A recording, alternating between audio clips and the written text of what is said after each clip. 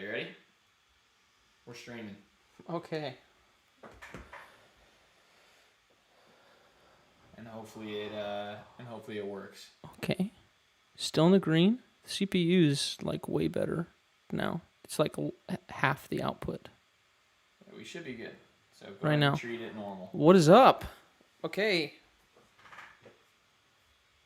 I think we're in with some moderate improvements. Yeah. What do you think? Should I move my hands around and see how good. choppy it is? It's normal latency.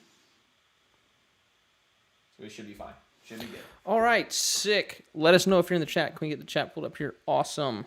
This may not be the chat though. So Okay. this is the chat. What up? What up? Now Marnius20. It's a pretty sick name. All right, I think we are good. We're good enough. We kind of have to do this today. So we've got so many form reviews in our inbox. So I've got 10 lined up, and I'm going to try to go fairly quickly, but we all know how slow I kind of am in going through these things. Got some forehands today. Hello, Matthias. Yes, I've got your form review lined up here. So actually, let's just start with yours. What's up, brother? I'm assuming you're the same one. And if I said your name wrong, I'm sorry. You are from Finland, I think. Let me know. Yes, Obi-Wan Jacoby. It's funny. Okay, they can see my screen, right? Yeah. Oh, let me go to the side view. So I really appreciate you trying to start kind of with your hips sideways here. But as we go through, this is kind of this being rotated even before you start is a little premature. And we're going to see that you never quite get out of that. So let's go here. Thank you for the slow-mo upload. Sick. Here we go. So here, see how your foot's already kind of sideways. This should be basically straight towards us. Basically. So let's just go through it. And then, boom, cross step. Yes, let's go back here. Now here's the thing. This essentially is a backward step through the X-Star. Sorry, I was casting to the living room. Cool. Yeah. So you started turn. So I'll go through that one more time for you. You're starting turn here with your upper body, and then we're gonna see your hips and all that follow that same turn and your feet as well. Follow that overturned start. You're gonna end up running through that the whole time. So let's go.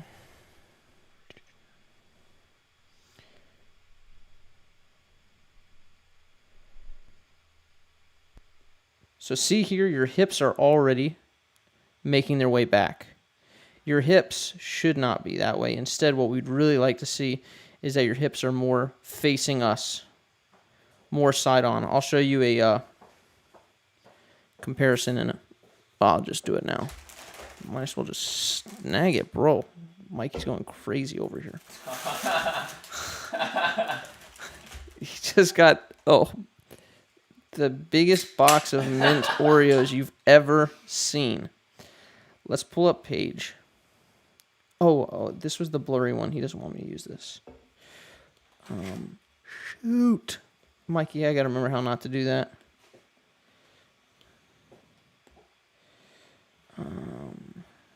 One second. My apologies. Looking for Paul? Let's go here with Yuli. Okay. So watching you. Oh, chill out, Yuli. Why is that going on its own? Try to face at me this way. That way you can. Oh, yeah. Sorry. This is Boom, clonk. not working for some reason. How do I get... Oh, I think I do this. Okay. coming back here. So your hips are already turned away. I'm just going to go straight into your form. I do need to be able to see it. Boom. Like I'm trying to say, try to be in front as much as possible. Yeah. I'm in front of it as much as possible. Right. And so your hips are trying their darndest to turn back. Look at this. Let's zoom in on this foot here. This foot right there. You see this? How this is planted backwards? When you plant backwards like that, now your weight from your hips / butt, now you're falling forward with your butt first. And I guess this is a form roasting session. We said it's not actually a form roasting session, but nobody wants to be approached butt first, let me tell you. It's probably something I should not have said.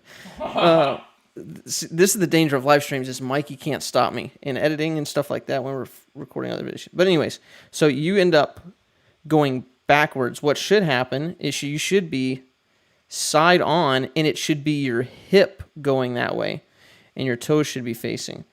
Now I'm going to try. Let's just pull this. I'm going to use this video a lot today. This will be our video. There's Marshall. No. Where's Paul from that channel? That's not it. That's not it. That's not it. Don't tell me we don't have it on here. Oh, here it is. This has got to be it. Boop. Yes. Okay, here we go. Okay, Paul and reach back. Boom. So, it's still a little blurry. Check out his foot versus your foot. Your foot's all the way back. His is sideways. So all of these steps are mostly sideways in the X step, and I'll show you a little more clearly in a second. But again, his foot's slightly turned away. Yours is all the way turned away. That causes your hips to be all the way turned away, and his just ever so slightly turned away. When he gets into this full reach back position here, his hips are mostly forward. Your full reach back position, your hips are all the way back. I should have said that his hips are more sideways, right? So what you got to do, let me take off the headphones here. Full view, Mikey. Yup. Wearing shorts today. So what you got to do, what you got to do is, if this is the T-pad here, when you walk, keep your feet, can we get a foot, anything on the feet, or is that a no-go? Bro, no. That's a no-go. Okay. Go step, and with the crossover step, don't turn your hips backwards with this crossover step and point that toe, right? Instead, keep that leg crossed over behind so that your hips are sideways, are perpendicular, and then your upper body is going to rotate against your hips. I rolled my chair all the way back there. Mm-hmm. Right, so make sure. No, we have not watched your form yet, Patrick. What is up? Is Patrick in our form? He is. We got him. He's one snow leading. So make sure that you're stepping up sideways like Paul does here. So if we just isolate Paul's footwork,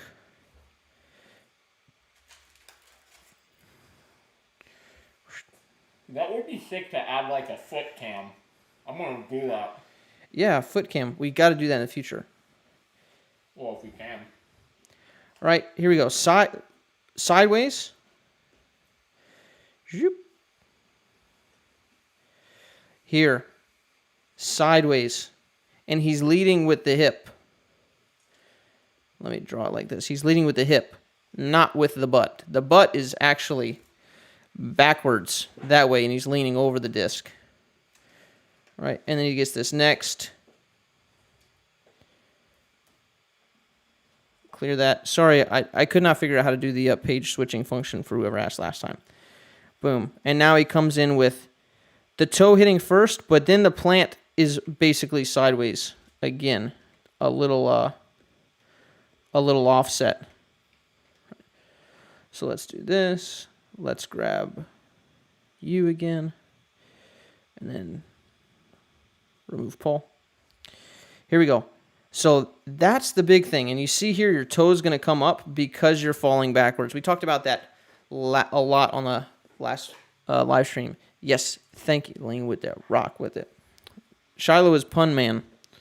Yeah, but you see that your toe ends up coming up here first, and you're not able to drive off the inside of your foot, right? Because you've turned your hips, and now you have no choice but to fall backwards. So that's the biggest thing. Now check this out. This is sick.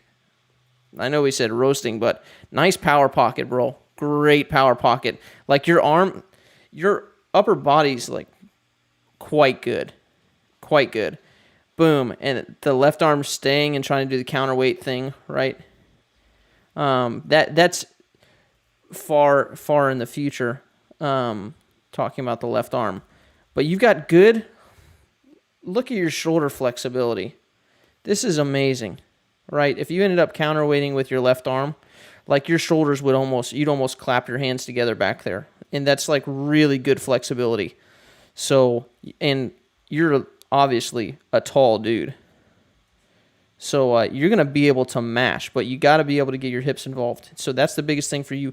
Learn to walk up sideways. And what I'm really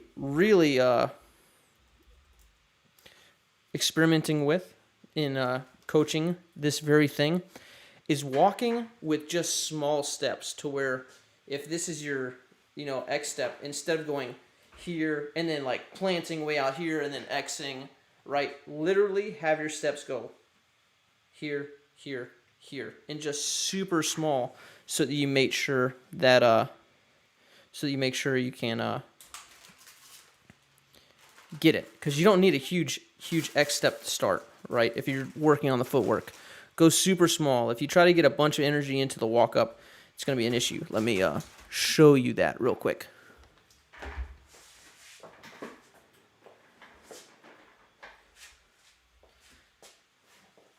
So instead of huge steps, instead of going and stepping huge, literally practice like this. You're here, sideways, and then go. Right? So just practicing that, small steps. Right? And then you can, as you get the small steps accurate, you can lengthen them a little bit. All right, yeah, major dirt kick. Let me pull that back up. Pull up that bad boy. Here goes. Yeah, like the thing is he's got a lot of energy, so it's going to be fun. All of us on the channel will be looking forward to your progress. You say, biggest thing is that you take a huge first step. This one, that's not big. This is fairly large. That'll naturally, if you don't cross over on your X, it'll naturally be a little smaller, especially at this speed.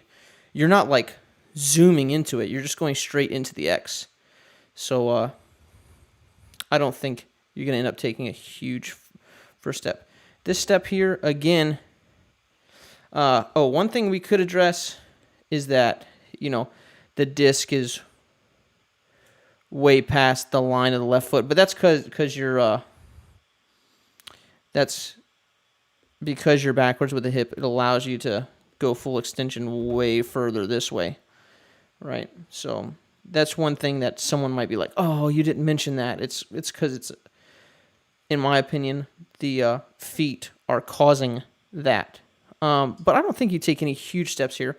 I just go smaller to make sure that you don't have any opportunity to start turning those hips when you're working on it. And then you can go a little bigger. I don't think it's going to take you a long time to fix this, and let us know what you end up doing, because once you start hucking, it's going to be it. You're from, are Are you from Finland? Is that right? We have two. This is incredible. Our inbox for the 4 reviews this week, we had 2 people from Finland and 1 person from Norway. Super cool. All right. On to the next one. Okay, who else is in the chat that's got one? Patrick. Patrick, let me remember where you are at. Oh, I don't see Pat. Oh, here you are. Turn too early. Yeah. Okay, sorry. I'll pull that up just real quick for 1 second. Here. Your hips are right here. When I say turn too early, your hips should not be back. One, they should never get this far back, but they shouldn't be turned here. Right? The goal is for once you get here, your hips should stay sideways the whole time. Here, give me that back view again, Mikey. Oh, Sweden. Sick. Turn to older. Sure. Oh, your shoulders. Sweden. I've been to Basel. Oh, Mikey's been to Basel. And we're huge Federer fans, Yes. So. Literally, Federer's from Basel. Yeah.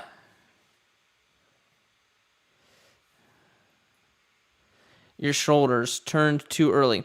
Again, that's part of the hips. Your hips are allowing you to rotate your shoulders this far. Right? If you stay sideways the whole time, you're going to have a hard time getting turned that early. Right, so here we go. I'm going, this way? Right? Because you're turning this back leg this way, it automatically turns your shoulders early. Right? If you're keeping your disc in place, your shoulders just get turned early, naturally.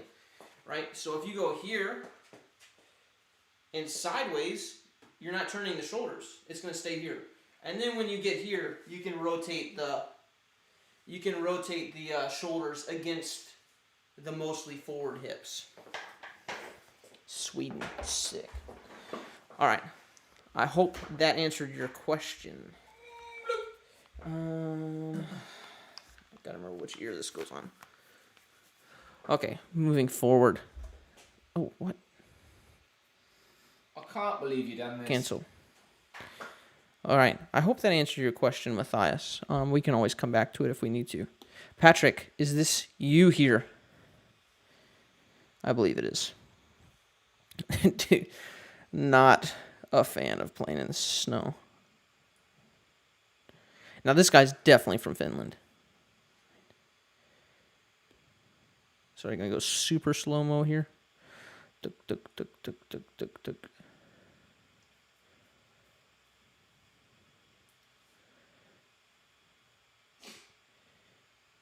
Sorry, so it's actually not the stream that's scratchy, it's the footage that he gave us, just so you know. Yeah, exactly. It's a little more.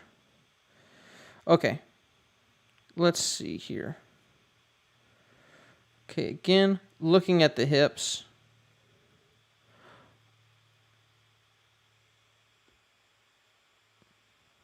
Yeah, send us the before and after here, Matthias. Here we go, the X step. So see, the hips here are just, this is such a prevalent problem in disc golf. Your hips here are getting a little too turned away. Right? You basically want your hips forward. Right? As opposed to pointing back. And then what happens is you coil the upper body against the hips. And then you get kind of that pressure where the hips are trying to pull your upper body forward, and then you release it. So, let's go here. So this is probably a bit too far this way. It needs to be a little more side on, because where you're lined up to throw here, that's almost backwards. It needs to be more so sideways, so you can get the hips rotated just past facing us here. Yeah. It's sneaky hard to see. Sneaky hard to see it for sure. All right, and then we're going to see what it causes here. You get kind of a high pull here on the disc. Not saying that's a bad thing. It's just an observation. Because you got a straight line on the disc. It's pretty good. The pull is not bad. Wow. Decent. Yeah. When I was first watching this, I thought you were like missing part of your thumb. because that right there. I had to like rewatch. I was like, is he missing part of his thumb? That's your form roast. Get a thumb. Okay. I'm a little bit weird. Boom. So the left arm's driving into the pocket, but it's not actually bringing the knee with it. Right. Let's look at your left knee. You don't really get... So left knee, left leg. This is what's in question here. You don't really get to drive that left leg into the front leg. And it could be a bunch of it that's... What's up, Claw Shooter? Could be a bunch of it based on snow. I'm not sure if we saw you on, like, what's totally caused by snow and what's not. Right, but what you want is when this left hand comes down, you want this knee to drive kind of around the same time or with it. I'm not 100% sure if it's if it's a causation thing, but let me show you. So with the left leg, I gotta remember to speak up because it actually doesn't catch me all that well from back here. When you're here with the left arm and you've got this right leg pointing, this left leg needs to drive in. And so you got to go boom. And when the left arm comes down, you drive the knee with it into the front leg. And you should get a pretty decent bend there. So I would just practice from this standstill position from here, and then with your left arm that you've already got active, driving this leg into the front leg. Boom. And then it's ready to go, right? Or more like that, actually. And then kablam. So, and then you can add like the mini walk up, right? Here. So this is how I would practice.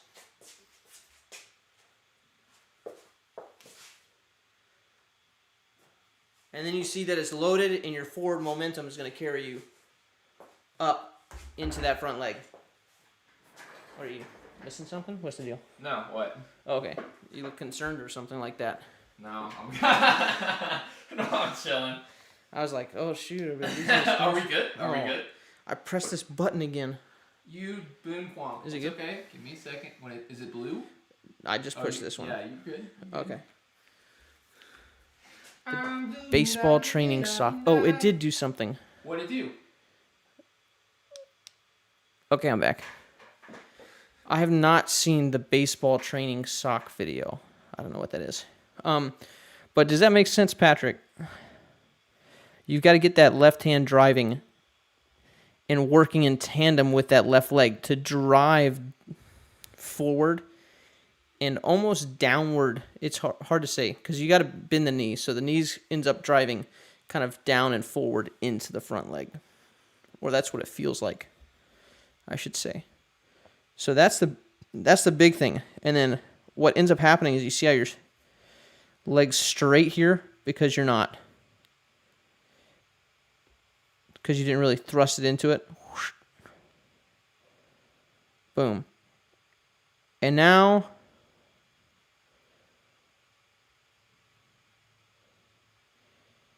yeah, you get kind of this wide swinging. The leg ends up coming out and around instead of pushing, oh, I hate when I do that. Kind of back and then forward. Yeah, also my timing is a bit early. Timing of what, I guess would be my question.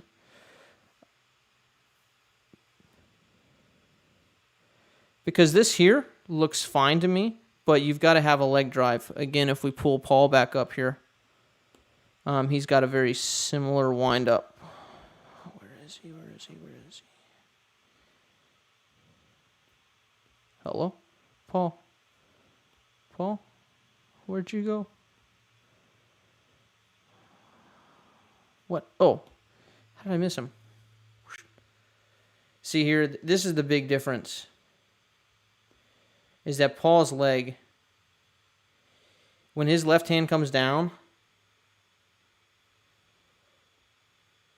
watch how it's driving with his knee. His left hand's coming in and forcing that knee. Pow. And then his foot goes. His foot's going from, whoops, let me go. It's going from here, it's going to go whoosh, back first, and then it's going to come around because of the force that he's using in it. Whoop. Yeah, and now it comes around. And he mashed on this hole, by the way, so don't expect you to have quite the energy transfer, but boom. Your reach back a bit early. Again, I don't think that that's causal because when you pull this front hip, when you pull your hips backwards on your X step. Ow! Oh, there we go. When you go here on your X step and you pull this leg, sorry, let me stand here, and you pull this leg back, it allows you to reach back further / early, right? Side view. You go X step.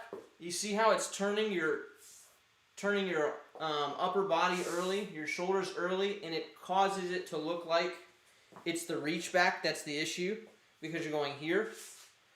And then when you go to step, you have all this extra reach. Right from here, it would look like it's past my left foot. So it looks back like I reach back early and too far, when actually that's not the case. The issue is that I turned my hips early, causing this to happen. So instead, the fix is to keep the hips sideways and then get into full extension. And it kind of fixes the reach back issue with it. So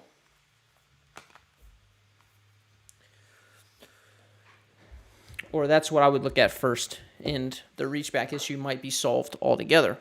Not entirely sure that is going to happen that way, because you never know until you start working on something what problems are going to come up, but that's what I think. Yo, just tell McCarwell to watch our consistency video. I need something to help with consistency, but I don't have 10 of the same molds. Yeah, you don't have to have 10 of the same molds. There's two things for consistency. One, you need your form, your technique, to be duplicatable.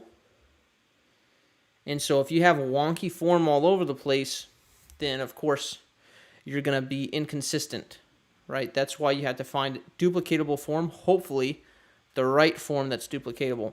And then the other thing is consistency in rounds, which we did a whole video on that. And that's actually one of my favorite videos that we did, was how to be more consistent in disc golf by shot selection choices, being more consistent in the round. So either of those two things. Consistency is going to come from consistent form, being able to throw the disc the same way, or smart, low-risk shot selection. So watch that video there. I should say that in the this video that I'm using with Paul here. Let me remove it. This video that I'm using with Paul here came with permission. I took a clip of it from, what is the guy's YouTube? It's in the description below. Barry Sanders. Not Barry, but it's like Charles Barrie, I think. Yeah, Charles Barrie. We put that video there if you want to watch some form of view. Charles gave us permission to use his stuff here. I need something to help me stop throwing noob hyzers. Well, that sounds like a form issue. That's what that sounds like. I could be wrong. But yeah. Next. Thanks, Patrick. Zach, you're good, bruh. You can always go Dude, back and rewatch. You've missed more than a half hour because we tried so hard. But let's see. I think you're the only other person on stream currently that we have their thing of. So let's pull you up here, Zach. We got like 15 million videos. This is Zach. What is your actual last name, Zach? Is it Pagak or is that just your YouTube last name? I need to know. It's Pajak. It's Zach Pajak. Pajaki. Absolutely, Patrick.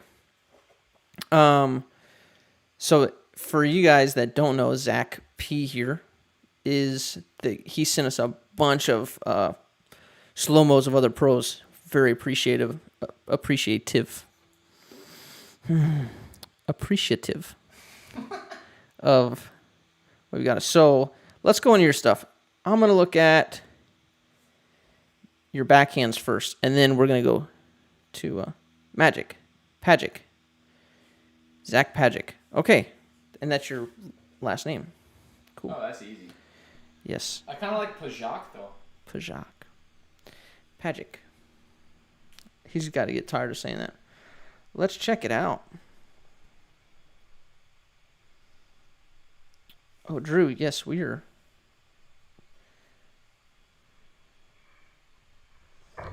Boom. Ooh, right on target. Ooh.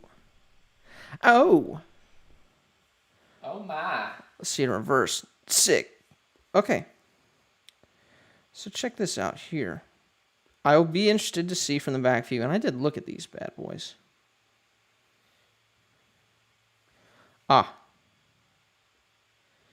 So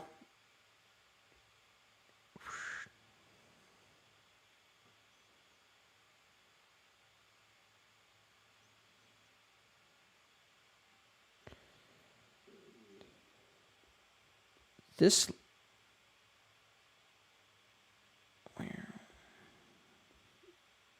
Sorry, I'm kind of formulating my thoughts. This left arm is pretty far and away, and it's not driving in time with the hip. And then it's not counterweighting. Here. Let's see. But I have a feeling there are other issues awry here. I want to see. Let me see from the back view here, Zach. Ooh, good idea. A little side by side.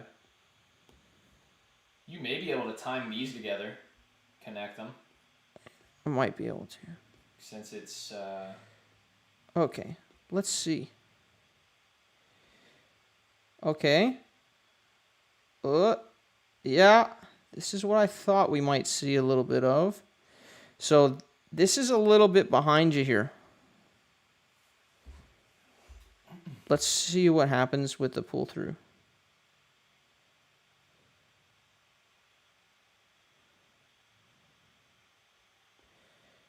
Yeah, kind of this. You know what? If you watch the LVC, by the way, which was awesome, Calvin Heimberg has a crazy U. He goes with his disc, and the guy hucks. Like, that's got to be the biggest... paradox. Yeah, biggest, like, crusher with the most weirdest working form. Yeah, that's crazy. Yeah, so... Hand on the outside of the disc. Is that the one that Jomez has been doing? Yeah, the LVC. So check this out. Where eagles like destroying. Okay. So this is really interesting. What is the biggest issue? That's my question. There are a few here. None of them super obvious. Of course, I think we got to say the legs. Now this motion here, obviously you put in a lot of work. And I've seen you on other channels too, in comments and stuff like that, maybe with Danny Disc and stuff like that. You end up driving this knee in, boop, and the foot comes back correctly. And then boom. And then you end up standing up into that front leg. Right, this is interesting to me. That it's so high when it comes around. That's interesting. I haven't seen that before. Inventing. Yeah, this is the roast stream, so inventing new ways to suck. There you go. No, you've actually put in a lot of work. And I can tell. Like, I can see everything that you've worked on. It looks like you've worked on a lot of things independently and trying to make them all work. So you've got like part of everything done. Yeah, the hips. So this is what I'm looking at too, Rydell, is I'm looking at the hips here. And the first thing I want to look at is this front foot here. And at the last second, so I'm looking on this screen here. Whoops. I'm looking at this screen here. And at the last second, his foot, let me do it like this. Can I do it? No, I can't. At the last second, his foot flares open and opens up that hip a little prematurely.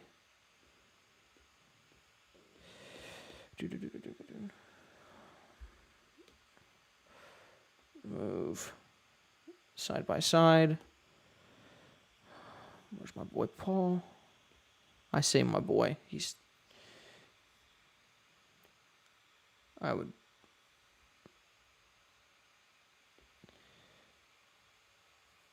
Boom. This is the first thing I'm looking at. See how his right knee is coming here? He's leading with his toe. Leading with the toe of his foot. Right? So not too dissimilar except your knees. Right? So he's coming in off the drive here. His foot is a little less angled. I don't know why this thing's not going to let me. Okay. Right, your foot's a little more angled out. And then watch this front knee here. Before, like when you go to plant, you're already opening up here. This right knee. So you end up planting where your right knee's almost vertical, right?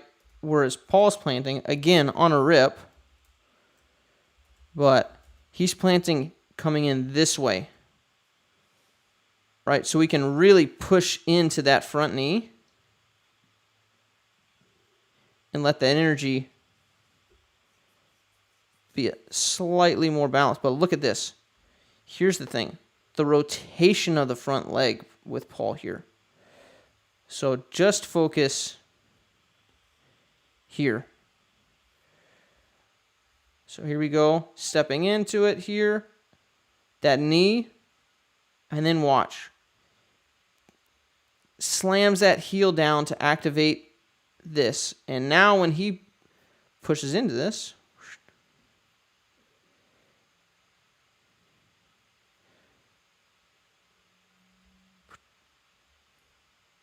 with his other leg, boom. Rotate. Boom. You're not really rotating because you're already open. That's the thing, is your knee's already forward here. He has to rotate because his knee and his foot are both back slightly, right? His knee's more so back. So let me talk about it standing up. All right, full screen here, Mikey.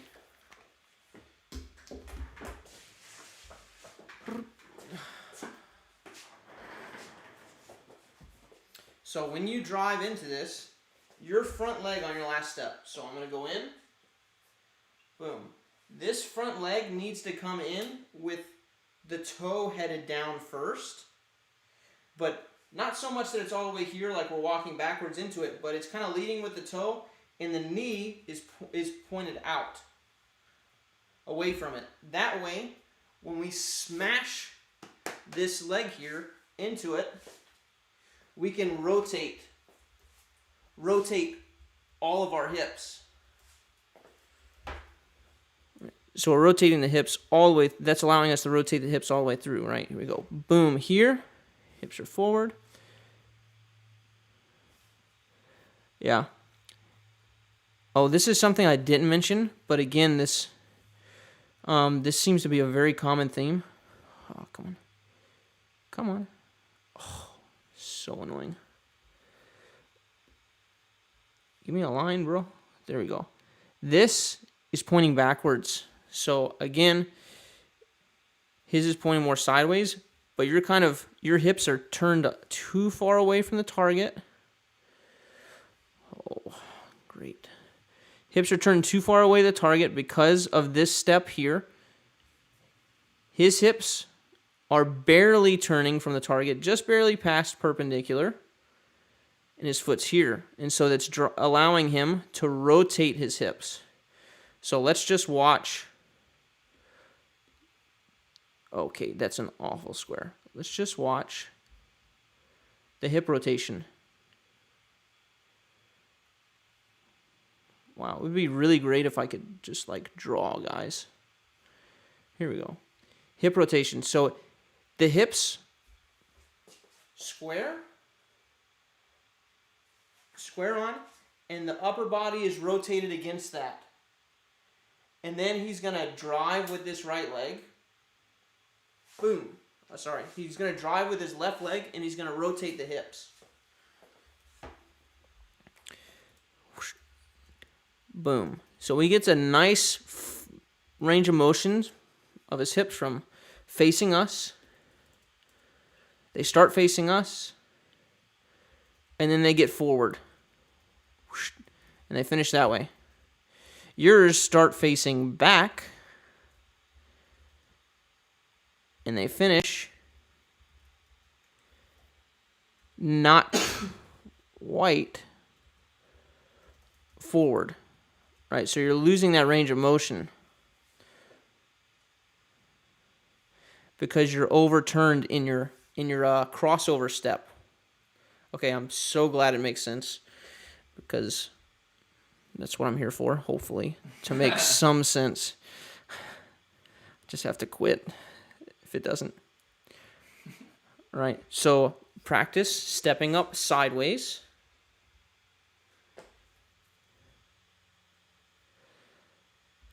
Practice stepping up sideways, and then that's going to allow you to do this with your left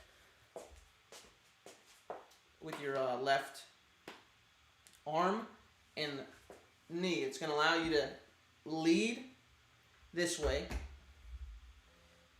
and then push, and then you can go, right? And you'll get the full range of motion there. So I hope I made that homework quite simple. Left, right. Mikey Hucks. Did I push that button again? Check. Okay. Yeah, Mikey smashes. He legit throws almost 500. Hasn't broken 500, but legit 485 or 86. And he doesn't even have his legs all the way there. He just shreds through the power pocket. So have I made it clear, Zach Pagic, what you should be working on? Same thing as before. It should be the stepping in you don't need a huge walk up to do this. It's actually probably better if you don't start with a huge walk up. Small walk up, boom, boom, and then, yeah, Mikey can. Mikey mashes. I am on a huge, that's the thing with doing this channel is, like, I want to work on my own form, and I am working on my own form, but I'm also experimenting with, like, how to teach it in, like, different ways, different methods of teaching it, and creating different drills. So a lot of times when I recommend drills to you guys, I can shred 270 feet, he says. A lot of times when I recommend drills, it's things that I'm working on and that are, helping me and that I think are useful to work. So small steps, and then see if you can get those hips facing just perpendicular to the target. Don't even try to go like slightly away. Like, just have them perpendicular. And then you'll get the flexibility. Like, if you have the flexibility, you can go slightly away from the target later. But just try to stay mostly sideways.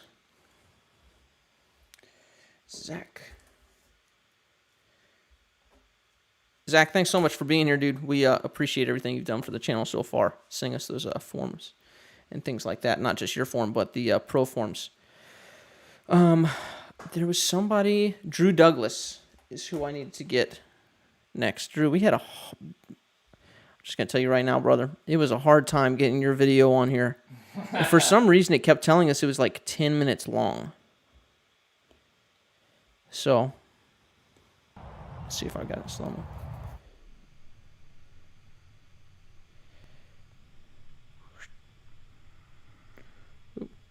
And you're pretty new, right, Drew? I think I remember you saying that you haven't been playing that long, like you just started recently. So, good on you for grinding out the form.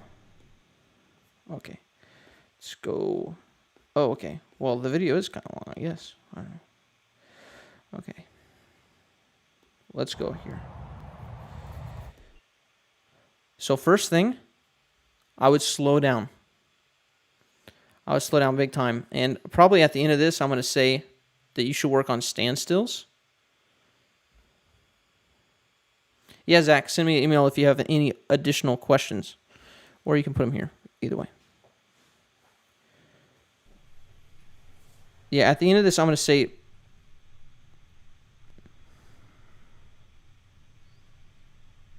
Yes, definitely standstills.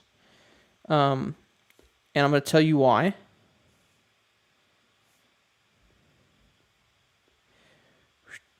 Because there's a lot to work on here. Which is really good, because it would suck to be like a 400-foot thrower and have nothing to work on. Right? What you want to do is be able to throw 350 feet with zero form, and then fix all your form and be able to throw 450, 500, 550. That would be sick, right? Okay, so let me go on the standstill route first. Okay, let me look at the upper body here, because this, I can tell. Wow, look how diligent you've been to make sure that this is staying in place. That is incredible. Great work. Right now, you've got to let the arm.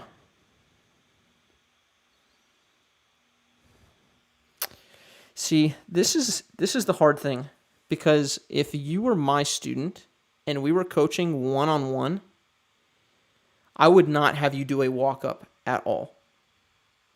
But probably the expectation here is that I correct what was given to me, which was a walk-up form. But I would simply say, don't walk up, like, for sure. Even when Mikey saw it first time, he was like, he just needs to do standstill, because that's what you need. So, yeah, so I'm going to show you the walk up, or I'm going to show you the standstill and what I want you to practice. I'm going to try to speak up here.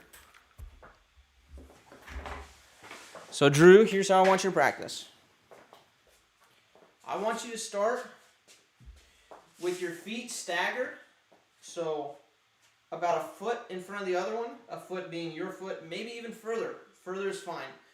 Not too close, because then you'll run into rounding issues. Right, and then from here, I just want you to work on pulling through. Just so you can get this leg drive motion. Right?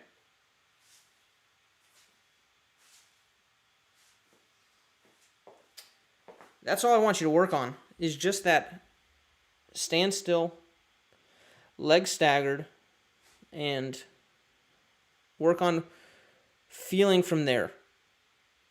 Right? And what I want you to feel is the rotation of the hips, that you're loose and that you're getting them involved to an extent. And then I want you to feel what it feels like when the disc rips out of your hand. Okay, let me check something here.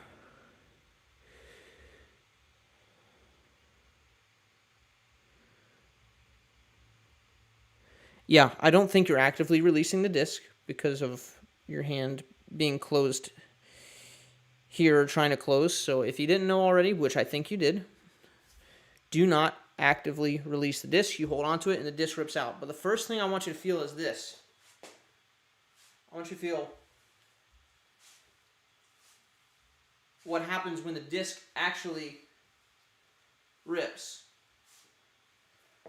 Right, and it looks like you got a pretty good idea of the disc being in the power pocket. So bent here, basically power pocket, straightening. This right here is not a bad place to start building.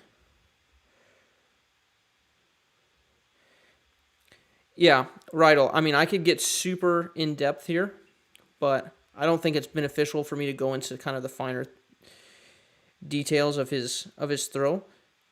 So, but I would start here. Disc over the outside of the leg, and then just from here, with your weight on your left foot, go. Right? And then feel the disc eject out of your hand. Right? And then once you start getting that, okay, I got the feel. Then start adding a little bit of the reach back. Right? And then go. Right? And then once you've done all that and you feel the snap or you feel the rip, whatever sound it ends up making, some people kind of. But once you feel it ripping from your hand, then start going into the walk-up, right? And you can watch all the people before us, but the walk-up, I will tell you this, just in case you end up practicing it against my recommendation. Again, this foot ends up being backwards here. Just like everybody in the form reviews before you. Right? I think if you choose to pursue this, I think Danny Lindahl has a video that's like stop walking up like this. And you can watch that. So I would not recommend going that far. I'd get this straight right here. And then build from there. It's a wraith. It's a factory second wraith. All right, Drew. And then after that, if you've done that and there's good progress, feel free to send us another email. And I'm happy to give you next steps on what to do from there. Hopefully that's a good little compromise here. Yes, awesome, Drew. Let me know if you have any questions. Anybody else on the stream that we already have their video of? But yes, this is a factory second wraith. It's a little bit beefy. I was looking for something between my Firebird and my Thunderbird to flick, and I found a old patent that's in Impact. But I found a buddy of mine had some pre-flight number wraiths, And so I love this thing on forehand. Yeah, close-ish. Okay.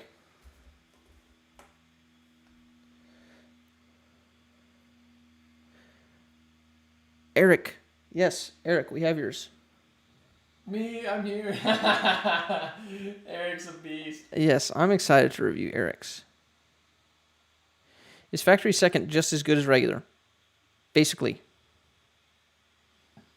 What's up, Scott? Thank you so much. Quick question. How do I aim a hyzer? Do I aim with my foot along the initial path of the disc? Or do I aim where I want it to land? Neither of those seem like the correct answer to me. I'm not sure. They could be the correct answer. They just both sound funny to me. The most important thing is your release point of where the disc is being pulled out of your hand, right?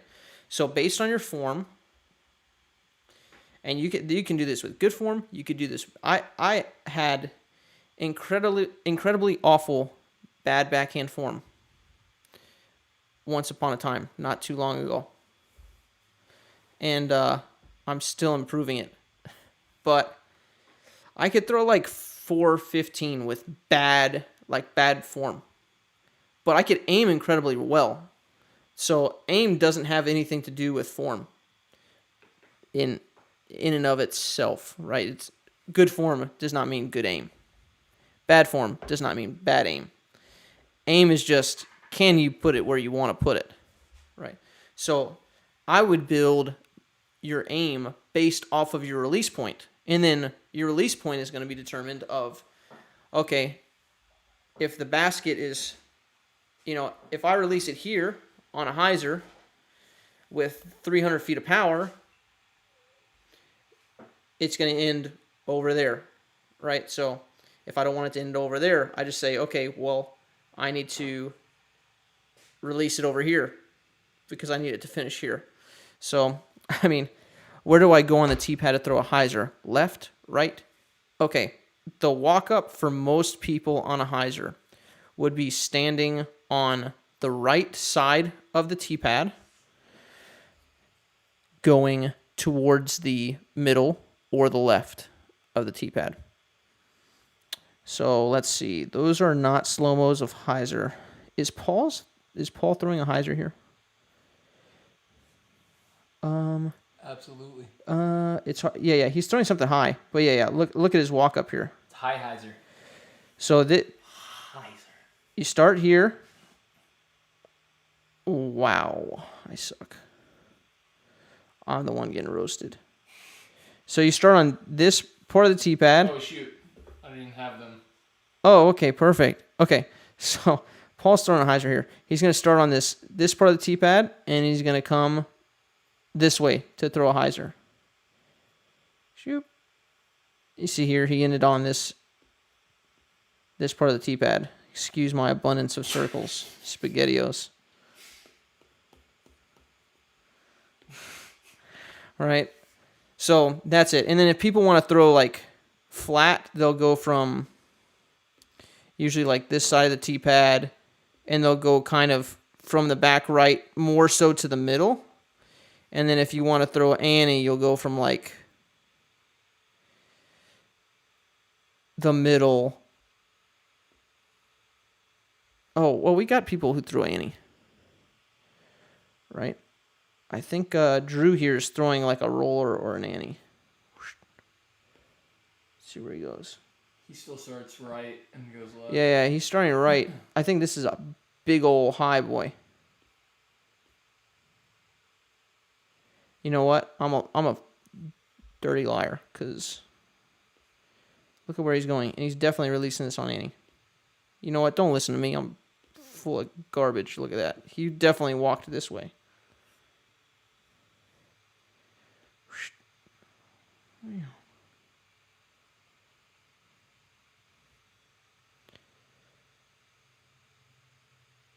Why does someone say, haha, come on, Mikey? I don't know. Do you know who this person is? Who are you? Who are you? And what do you want? Yeah, I've got to see that. I've got to look more into that. I just generally I walk up from back right to left, and I remember Simon saying something about it once upon a time.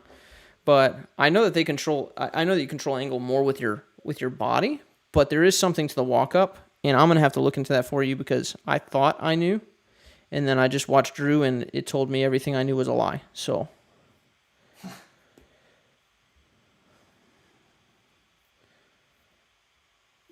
See, she's middle. But, okay, here's the deal. Is Paige going middle to middle, right? Okay, so maybe I'm not wrong. Is she throwing anhyzer? I think she is. Or is she throwing something at least... yeah, it's a slight hyzer. Right, but Drew's definitely coming from... Dude, let's do this. Sorry, this is not a form review, but if I don't solve it here in the next second, I'm gonna. Who do I have here? Okay, there's Drew, and this is Yuli, isn't it? Sorry, this is Yuli. But here's the thing, is what I don't know is I'm assuming, like when you got trees off to the right like this, I'm assuming that they are that their release point is out and over here because they're going to be throwing like a huge Annie, right? If you were throwing an Annie just from straight, like you just needed to throw it purely straight,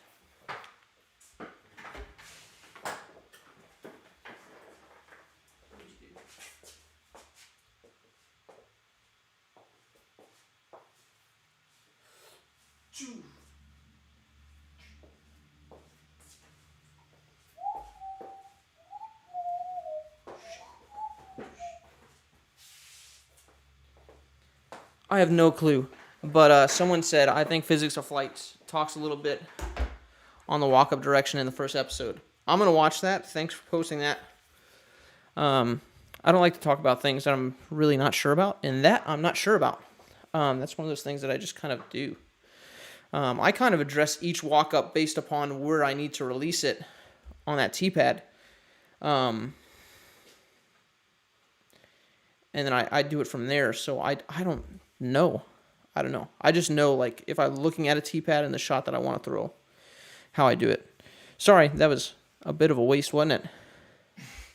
But now I'm going to do that because I'm super pissed that I don't know that answer.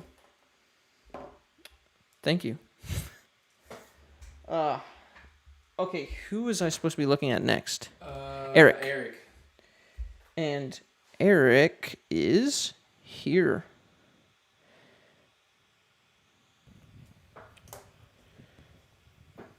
Oh yeah, he's got a 2-line. This is an AJ Destroyer that he's throwing.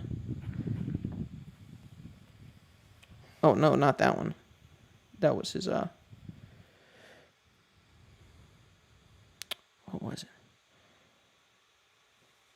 Yeah, I think Drew's is a roller. I think it is for sure. Let's look at this from the side. Yep. Thanks for hanging with us. Thanks for liking this feed. It means a lot to us. Okay, let's go slow-mo. There's a lot going on here.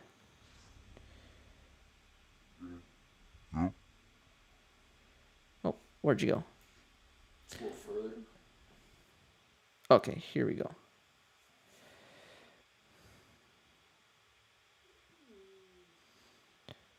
Okay, now the moment of truth. Let's see the crossover step. It's pretty big. He's got like a Garrett Girthy thing going on. Oh yeah, leopard. Dude, he's got both feet off the ground. Yeah. That's a very Brinster, Garrett Girthy, and Paul does it to an extent too. A lot of people do it to an extent. It's the Brinster hop. Boom. Let's see. Yes, so First thing I'm going to say is these hips are already turned away, probably a little too much, and the weight is going, you're moving, it's not as bad, but you're moving with more of your butt this direction as opposed to your hips that direction.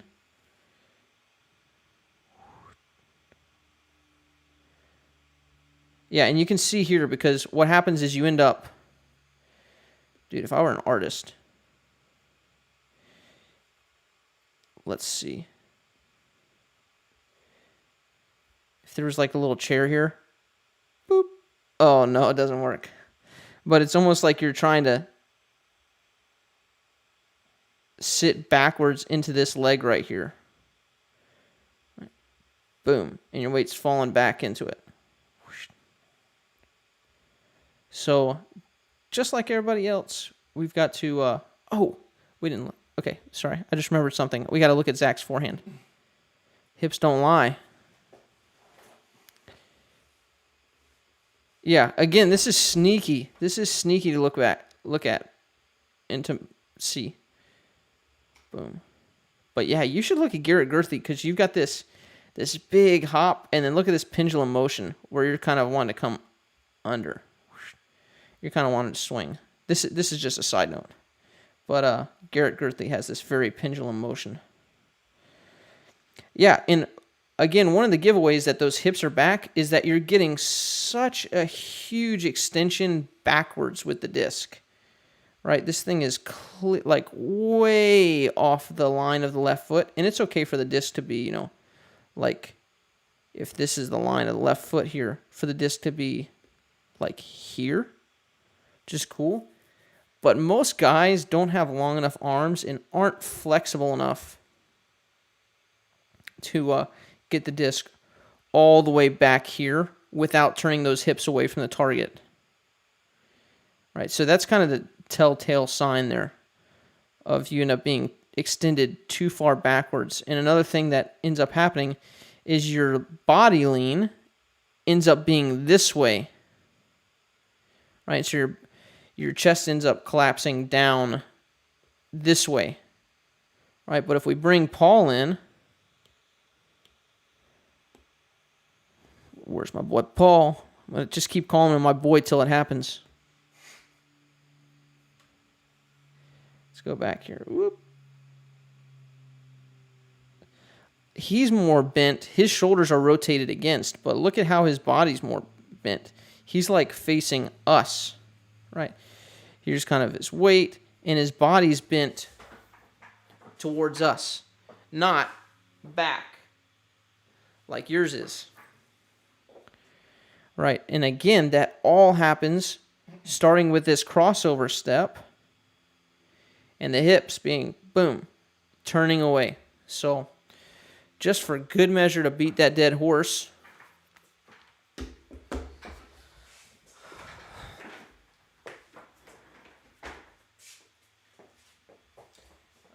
is this sideways on? Here. All right, X step comes. If you rotate this leg with the X step, you get all this reach back here, and it's super far.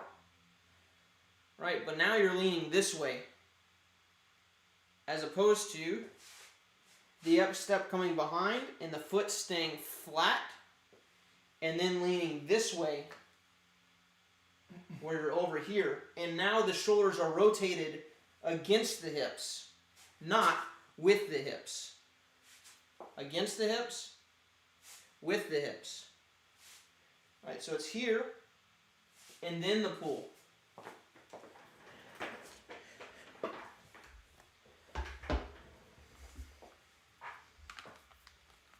So you got to work on that sideways walk up and overdo it a little bit. Don't have any, like Paul's slightly rotated here and his foot plants slightly cross here. Don't even mess with it.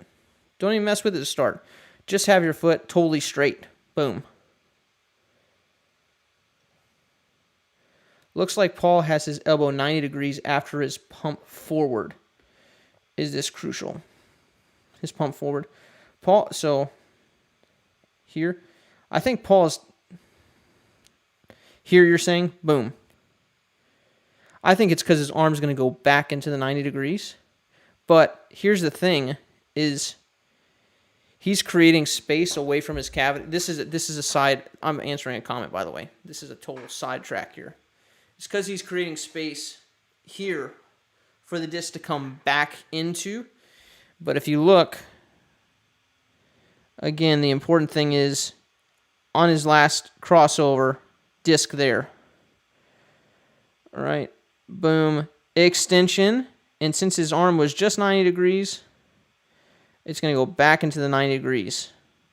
All right, so I think it's just a way for him to do it. I think you see like Calvin and guys like that kind of go in and out of that 90-degree angle, which is fine. It's not a bad thing for sure, right? It's not necessary to have it 90 degrees there, but if it's 90 degrees there, then it's easy to come straight back into the angle. So, okay, back into Eric. Let's go here. Let's see. Boom.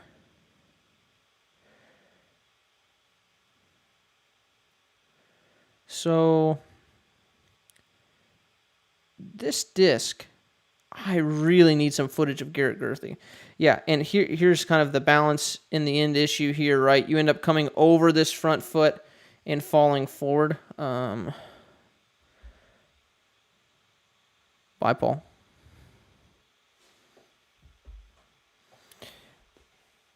You end up falling forward over this front foot, right? That's, again, all coming back to here, and the fact that you have to fall backwards from your body being here. Boom, you fall backwards into it, and then you lose balance forward. So I think it's all starting on that issue. Is what I'm doing making me hyzer the crap out of everything?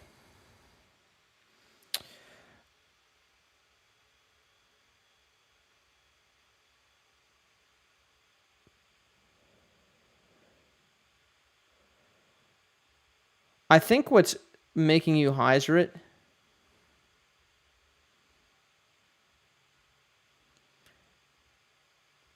is actually your pull here. Right. Because you're bent over pretty good. Right. And it's coming into the pocket hyzered. So you're starting here.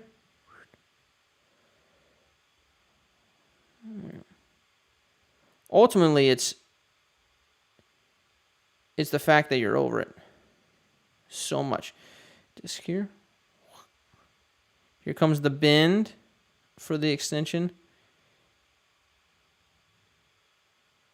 And then you're turning. So here's what you're doing.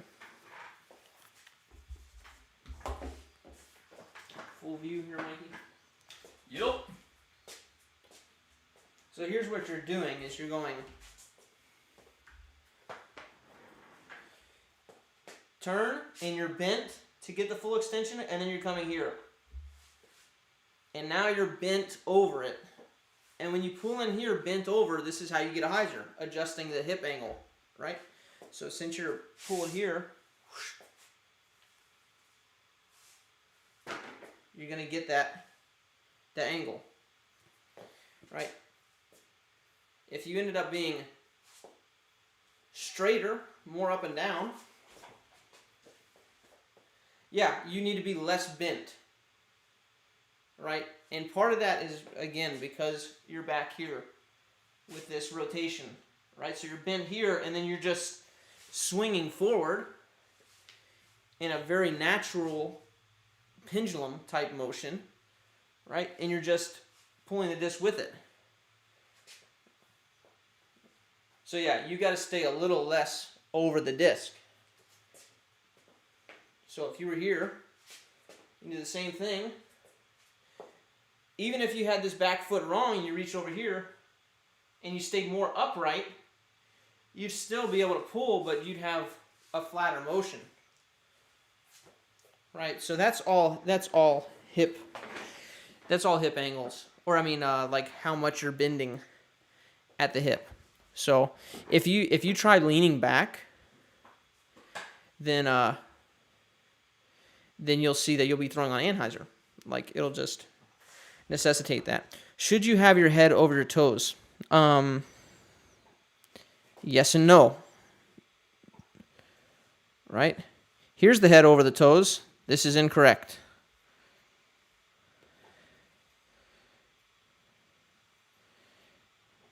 Right?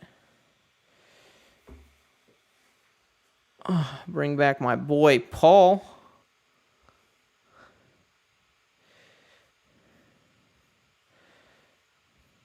Right. Head not over toes. So it's a question of when is the head over the toes, right? It should feel like in one plane it's over the toes, right? If we looked at Paul from the back view, hold up. I got it somewhere. Somebody gave it to me. Paul from the back view? Yeah. Do we have it on here, though? Oh, no, shoot. Somebody gave me one. No, we don't have Paul from the back. Oh, I'm super bummed. Oh, someone gave us a nice... It's from, like, Finland or something. Right, okay. So... if we're going from this view, this side view, your head should be over your toes here, right? But if you rotate your hips backwards, then no, your head shouldn't be over your toes, right? So you don't want to be doing this. Hips are rotated too far back, and now your head's over your toes because you're leaning, and now you're off balance. And when you go to throw, you're going to be off balance, right? But you want your heads over your toes this way. Right, this way. So we get this bend. Boom. And now our head is over our toes. The other thing, Eric, is if you keep pulling low like this, like here, like this is pretty low. If you keep pulling low here, it's going to be very easy for you to throw hyzers. Because down here, if your arm was totally straight and swinging, right, it'd be a full hyzer in the pendulum motion, right? Conversely, if your arm was all the way up here, it would be a full anhyzer, right? So the lower your arm is, the more natural of a hyzer it's going to want to throw, right? And so you might experiment pulling that power pocket, and I want to look at from the back real quick. Eric. No. Yes. Okay, here we go.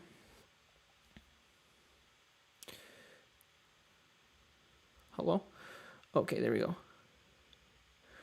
I want to see here. Yeah, I mean, this is a very... This low head over the... Or like how bent you are here. This is a hyzer setup. Very much a hyzer setup.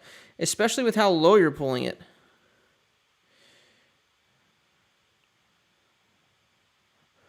Right. But is this an issue with the power pocket? It's hard to say. Like, that's the thing that's hard to say. So I'm not sure.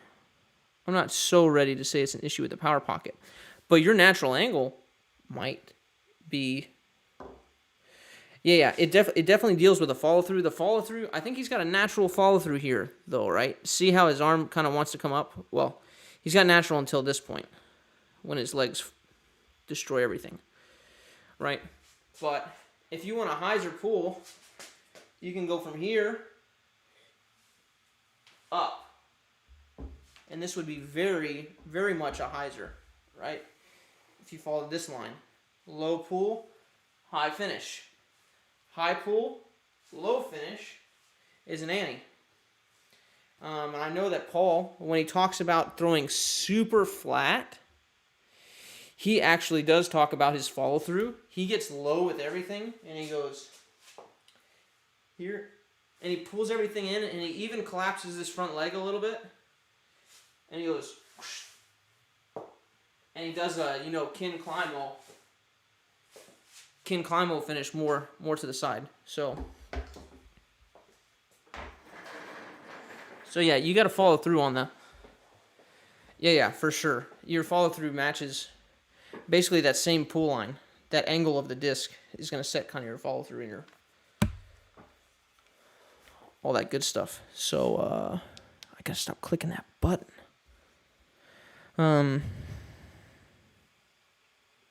Eric, have your questions been answered? Do you feel like there's somewhere to go here? Again, just like everybody else, small steps working on the X step, just trying to stay sideways. Okay, and then maybe experiment. Then maybe experiment with pulling that a little higher, and you don't have to be quite as bent over, right? If you want an Annie or something like that, for sure. And we can look really quickly at what we know an Annie pull through looks like. Check out this. See, he's not nearly as bent as you, and we're presuming he's throwing like a big sky roller. Look at that. Insane. This guy's plenty to work on, but don't overwhelm yourself, right? Just fix one thing at a time. Just my recommendation would be to work on that side step in the X step versus the back step, because that's causing a lot of different issues. Yeah. Whoosh. Boom. All right. Should you have the disc tilted like you have when you throw flat? I don't understand that question. I'm sorry. Okay, here we go. Eric, thank you so much. Absolutely. If you have sent us a video, if you sent us a video in the last week and you're on here, let me know so we know to review you. In the meantime, let's get into some forehand action. First one, Marshall. Our boy, Marshall. He's one of the chillest dudes ever. It's cool. Look at that action. This is going to be very simple because he has a lot of good stuff going on. And just some very obvious not good stuff. All right, Eric. Peace out, brother.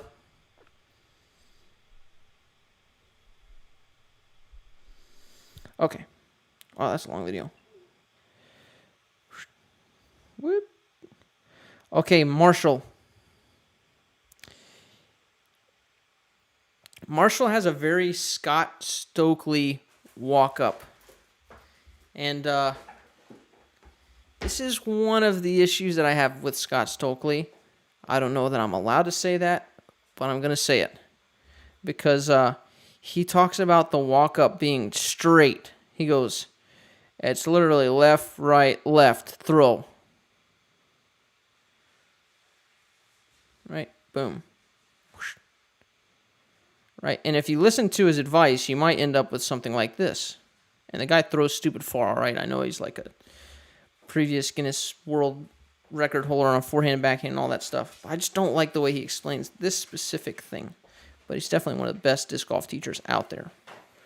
Right, so here's the issue, is that if you walk up like that, and I'm not saying that this is where Marshall got it from, by any means, but hips facing the target, shoulders mostly facing the target. So this throw becomes basically all arm. Now, he's got a nice separation from his body with his elbow. The disc is staying on the right side of his body. Great stuff. Right? It might actually be a little too far right because, gosh, and he's got great flexibility and wrist lag. Like, that's the thing, is he's got great disc lag. Look how far this disc is behind his hand, right? This guy's going to be able to throw monster forehands. Right? Look at that. That is some great lag. Boom. It's incredible. Okay, I wanted to see where it finished because I know where this... Yeah, this hole is on Falling Creek. So this must be a local a local person here. Carwile, 87. Mark Boom. who's born in 87? Your mom. They'd have to be like 30 something. Is No. it 33 or something like that? Oh no. So, boom. Okay, so real simple here. Got to get your right foot has got to be turned away from the target here. It's got to.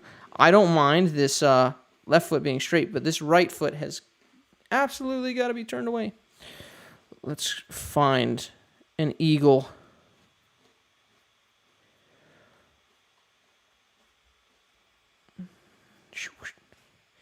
Here it is. Boom. Right foot. Turned away. Right, so that his hips can be turned away. So that his upper body can be turned away. Right, so the coil here and big screen.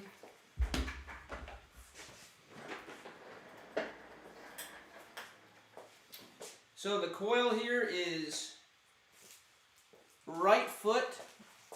Sorry, let me get further away. Right foot away. Hips are away. Shoulders turned. That's why I like left arm here, because he gets the shoulders turned. And then from here, now you can rotate. Right, so really simple. Just got to fix the walk up so that this right foot gets turned sideways, and then your left foot can end up in the same place. Not a lot to work on. My math skills are on point. But who are you? I don't care about my math skills. I want my detective skills on point. So, Marshall, get them turned away. I was thinking about doing one of Scott Stokely's clinics. Do it. It's not going to be a bad clinic. I'm not saying don't go to his clinic. I just don't know why he teaches it this way. Or why he teaches the specific thing about the forehand that way. You're going to learn something from his clinics, and it's going to be well worth the price of admission. You should go. So, I don't want to badmouth Scott Stokely because he is... You're going to be in Bedford tomorrow? Yeah. March 4th. You? Which I guess is tomorrow.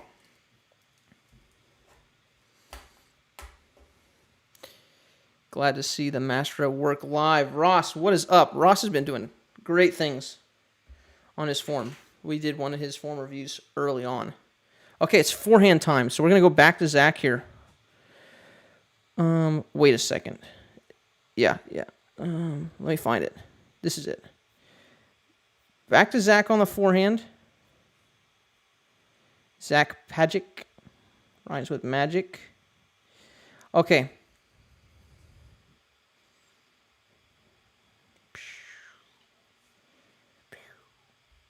Okay, so he's got...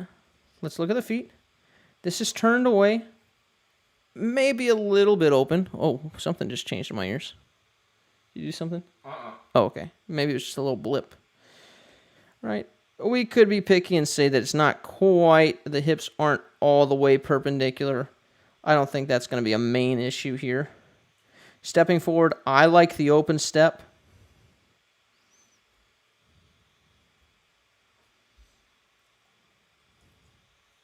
Well, we're about to make your forehand great. You'll have to make it great, but we'll try to tell you what to do. Zach's forehand great again. Okay, so here we go. Let's get you a little smaller. Whoop. And here's the big thing that I really try to emphasize with people that almost never, ever gets talked about. The left arm. Your left arm has got to be pulled across your body. I would say got to. Some people would say it doesn't have to. But it needs to be pulled across your body. Because if you don't get this left arm across, let's watch Eagle here. Let's watch. Even before his foot hits, watch this. Watch this arm. Maybe I should zoom in. Before his foot hits, foot has not... Okay, foot barely hit. Right, here we go.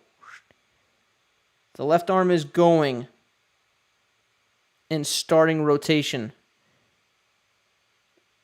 Right, so your shoulders are connected. Big time. In all of sports, the shoulders are connected. And the forehand throw is, dare I say, initiated with the left shoulder opening up.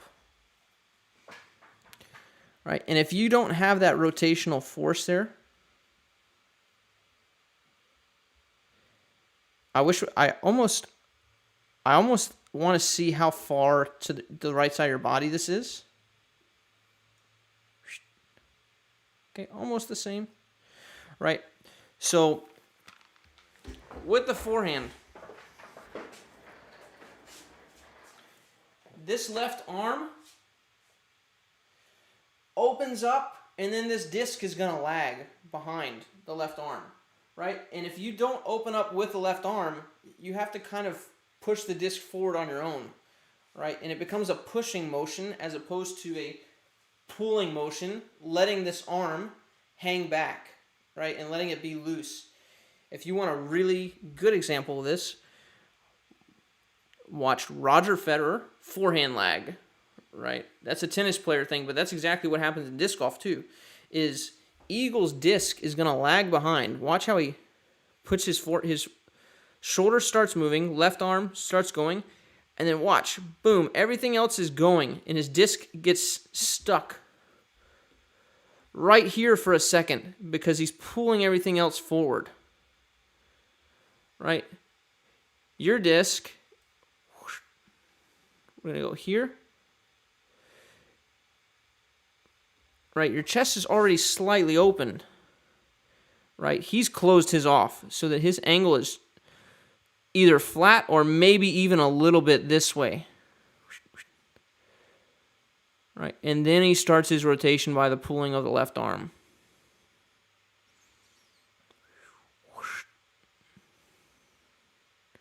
Because look, even at your legs, not too much different there. But the left arm, look, you're already opened. Let's see. Let's see when your foot hits. Boom. Boom. Boom.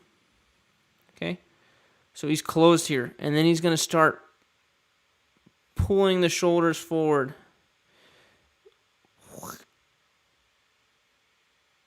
And then it's going to lag behind.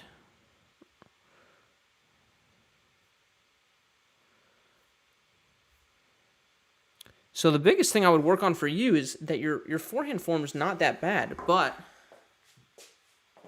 get this left arm closed, get this body closed so that you can rip. And when you rip this open, everything else is going to stay behind for a second. And then it's going to want to catch up because your arm's only so flexible, right? So once you start going, boom, rotate. Well, now my arm can't lag anymore because my shoulder's not flexible enough to keep going. So then my right shoulder starts going and my elbow starts pulling, and then my wrist can't stay behind anymore because my elbow's not flexible enough. And then eventually it all snaps and catches up and all whacks at one point. So start getting that left arm more closed like Eagle has here. And then using that to initiate the rotation. And try to leave the disc behind.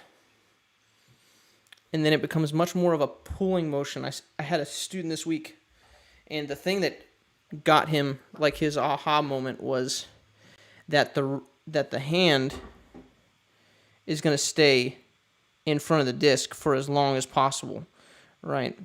Yours does that, but it's because it's more of a pull motion, and so you can exaggerate that by going. Whoosh. Now, if you can't get good spin here, I wonder if you're opening up your hand there.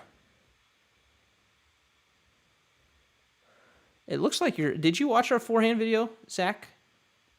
Did you watch our first part of our forehand series? If you haven't, you should go back and see that you don't actively open up your hand here. And you should work on those things I mentioned before our second video drops, which we were going to film today, but I don't have it quite as solid as I want it scripting-wise. and what I want to work on. So we're probably going to film that this weekend. But yeah. Is this right now? Is this how many people are here? Yeah. Yo, if you're in the chat, don't be quiet here. Let me know you're out there. So yeah. And if you're lurking and you've got us on in the background, that's cool too. Thank you so much. But yeah, force that left hand over. Yes, so make sure your grip's solid. Make sure you're not actively releasing. And then rip that. Keep that shoulder closed and rip it open. Yeah, I would look at it. It kind of looks like you might be trying to release it at that forward point. And don't do it. Let it come out. Because by the time the disc gets here, right, there's actually nothing to keep it from just sliding out. Josh, are you in the league? No. Not in a local league. I did the if you're local, I did the Wake and Shank that John put on, and that was a lot of fun. Took down a couple of those. Okay, so we got forehand. So, looking forward to part 2 of the forehand series. Yes, thank you. Already went out throwing hammers. Yes.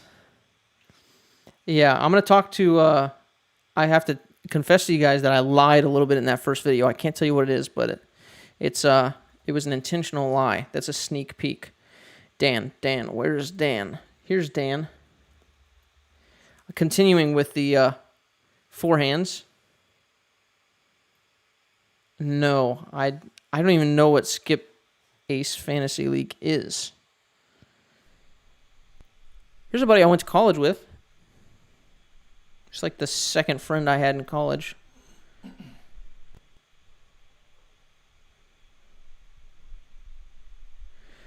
Okay, just speed that up a little bit. Okay, here we go.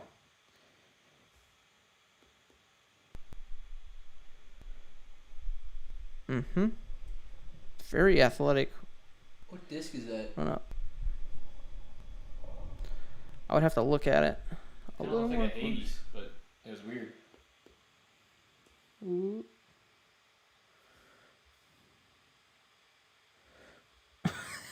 Oh, he's got his own stencil, I think. And I think it says Brainiac on it.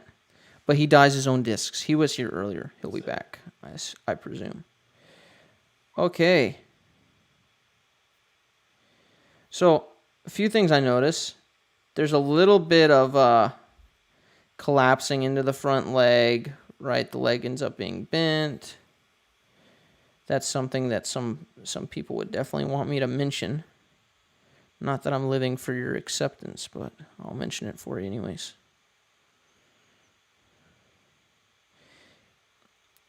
And here's one thing I want to look at is when we see his side view. Dan. Here's Dan. Or when we look at the back view. Sorry. Yes, from here, it looks like his disc is almost like here. Like it's not all the way in. I can't quite tell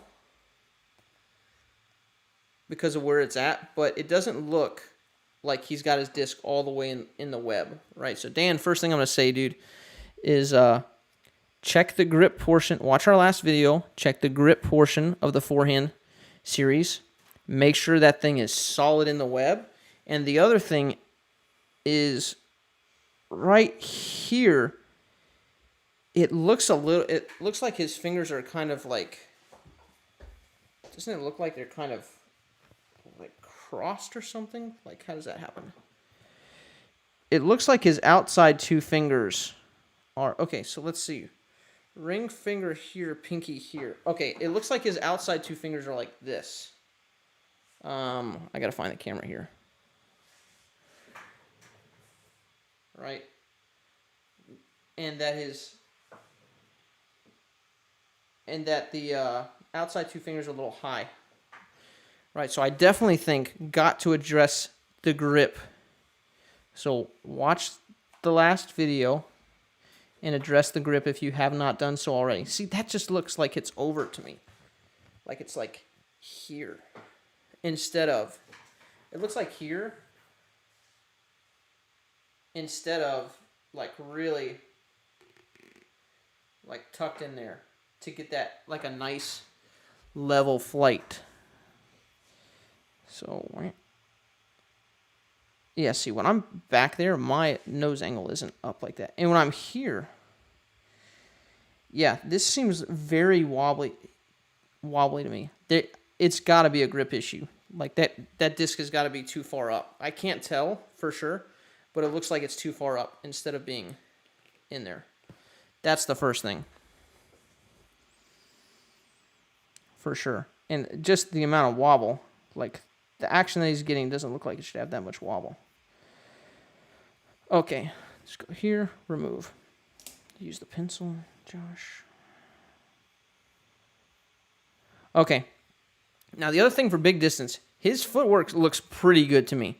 And this back leg is definitely driving in. Now, what I want to look at, two things. I want to look at, he's trying to throw far here. The extent of his reach back. This space here of his backswing. This space here isn't very much, right? For the extent of the reach back. If you want to get more distance, you've got to get more speed on the disc. Means that you need more distance from your elbow to your side. So you've got to go, if you're stuck here and you accelerate from here to here, and I accelerate from here to here, I've got more space to accelerate into, right? So get that elbow all the way out and away, and then get into your forehand lag.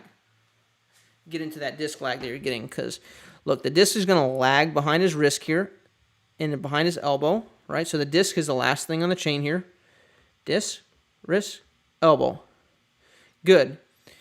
And then once he gets the grip thing fixed, he's got to create more space away from the body here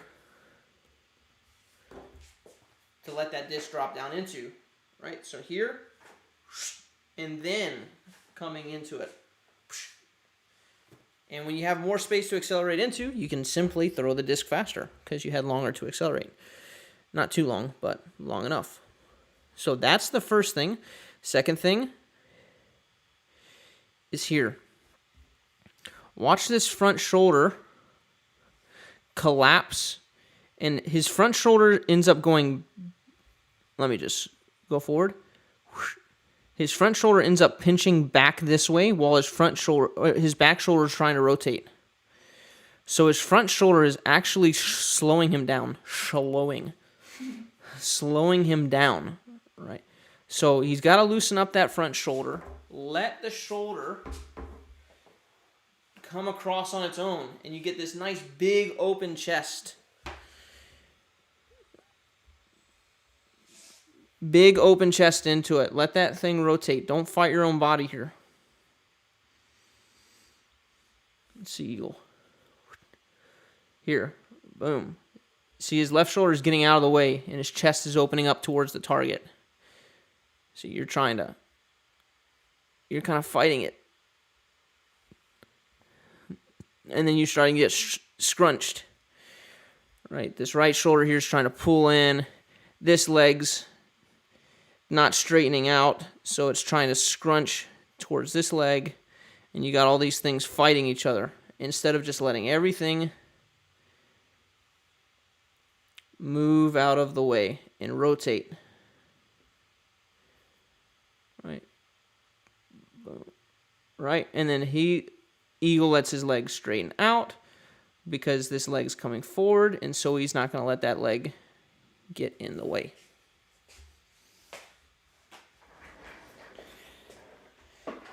Those are the things for you, Danny. Let's see. How to work on it. 1, fix the grip. That's easy.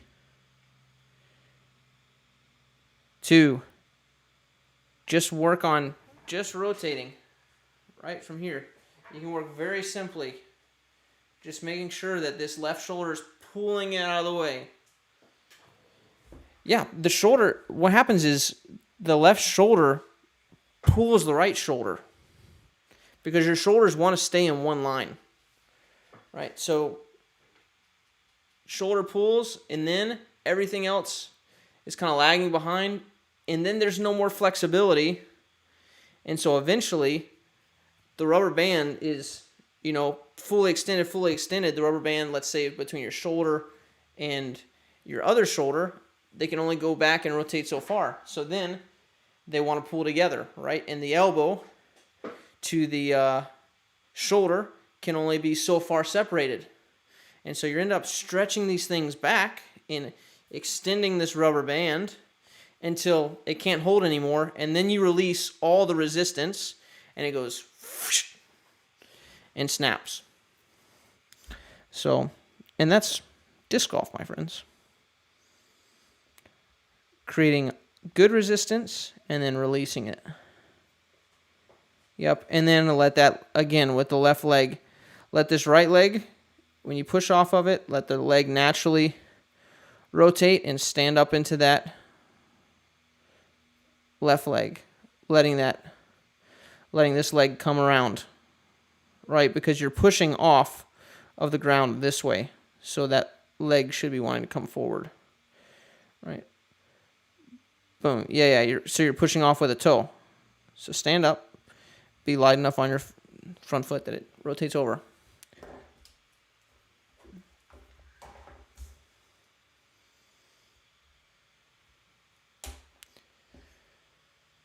Almost there. We good on time, Mikey? What was that? Don't worry. It's just that's fine. metal. Well, I'm a little mad. Well, it's not just metal, it's also my thing. But hopefully that's fine. And it is. Because if it did break, that'd be some cheap stuff. Okay. Don't worry. Don't worry. It's going to be okay. Okay, next.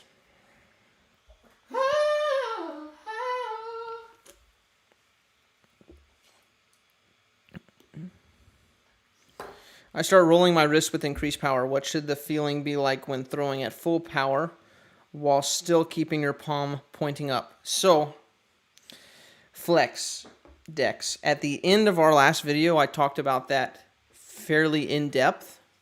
So, go back and watch that. I'm not just saying that so we get a view, but I said it pretty well there. It's not an issue of that you're rolling your wrist, because the wrist does not roll, right? This joint does not have flexibility. It's your arm wanting to naturally pronate over. And it's okay. Let me find eagle again.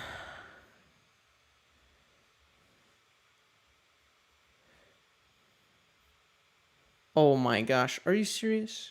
Get out of there, Mikey. What? Save me. What have you done? I need to go back in the coach's eye. Okay. Okay, so check this out. Oh, he's so blurry. But, look. If you can see him in the blurriness. Wrist rolled over, right? It's actually his forehand that's pronated over. It's not because you're increasing power that you're rolling your wrist over, which, okay, so maybe it can be. Let me back up there. It's not a matter of you pronating your forearm. It's a matter of when you pronate your forearm. What's happening is when you're increasing power, you're pronating here before the disc leaves your hand. And that's causing you to roll it over. So you're pronating early. So you need to get your hit at the correct spot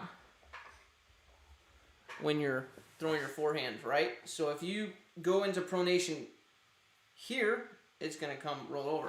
So you just need to get the hit at the right time and get your release point figured out, and then it can roll over.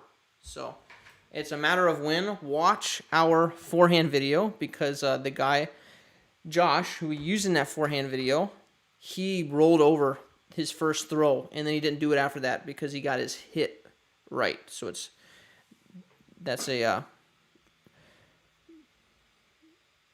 not the problem. That's a symptom of the problem, is the rolling. Angelica Webb. Angelica, glad to have you. 0.3% of our views have come from women. So, thank you. It's probably you. Exactly. How do I prevent wrist rolling on a backhand? I set the hyzer angle on the reach back, but often roll the follow through and turn it over because it comes out and hyzer at the last second. This is really hard to say without seeing. How do I prevent? I don't know that I can say without seeing.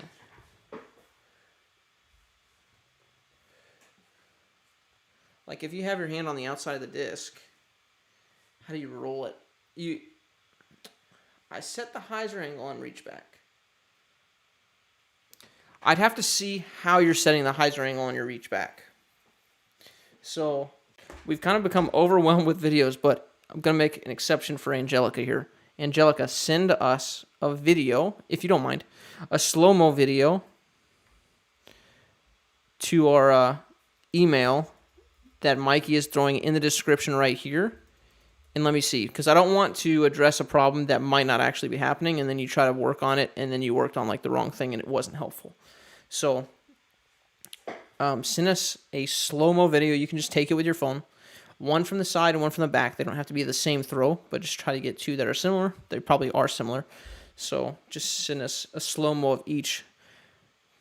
Just one short clip, please, would be super helpful. And glad you're here. Thanks for showing up. I know that wasn't entirely helpful at the moment. Hopefully we can get things sorted out over email. Who was I looking at? Snowy Dude. Yes. This one. His name is Emil. And I'm not sure that's how you say his name. Emil. E-M-I-L. And this guy has sick form. So deliberate. Boom. All right, Mikey. So you want to take a shot at that? Yeah, go again. All right, Mikey's going to give it a look. Here it is. This is really solid stuff here.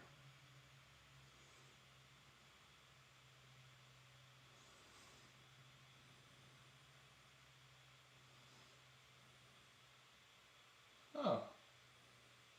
Kind of looks like me. I don't know. Maybe leg brace?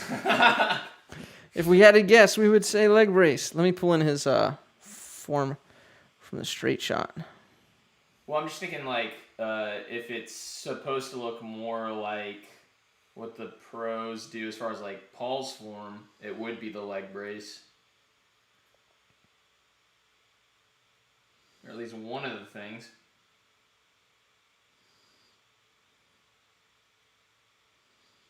Nose up. No?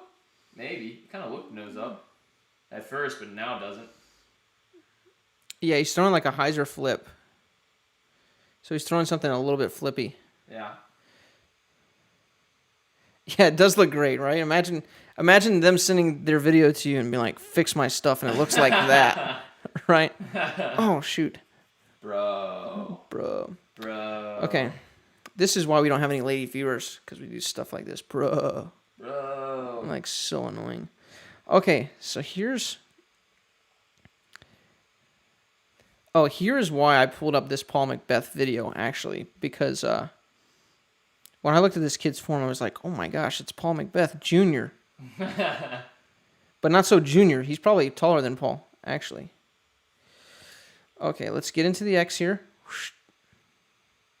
He keeps it a little higher. Not an issue.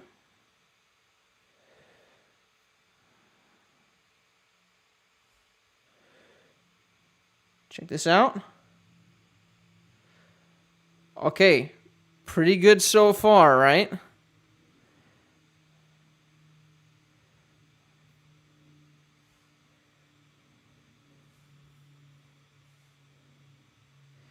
So here's the difference, right? This is just spot the differences. What you got, Mikey? Spot the difference. Okay, left arm. Left arm. Is going early for left dude. And Paul is kind of stalling that left arm back behind him. I guess he's gonna. Yeah. So if we look at it, if we look at the elbow here, it's kind of here, right? So that's pretty much good. Disc. Pretty good. Let's go forward. Just a little bit. So here we go. Right foot touches. Right foot touches. So we got to be super picky here because this kid's got great form. Right. I say kid. I don't know how old he is. But he has already started the rotation with his left hand. And his left hand's already pulling in. And then Paul's is pulling in a touch later. But here's the thing. Oh, let me clear this.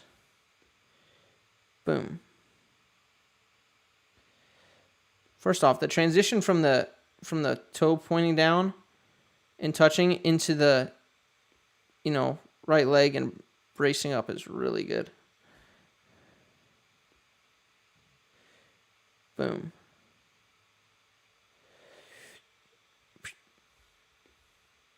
Boop.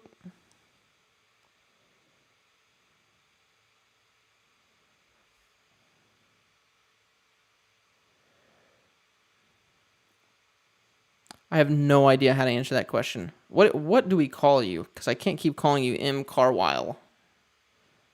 McCarwile. Yeah, this looks really, really solid. Here's the thing. Is the action... Here we go. He's almost got a... check this out. And look where his weight ends up. Wanting to stay. Here. This is where his weight starts holding up. So this back leg ends up trailing, right? While Paul's has to come forward. And that's coming from the aggressiveness that Paul puts into this brace leg. Michael, yes, okay. I'll call you Michael from now on. Boom.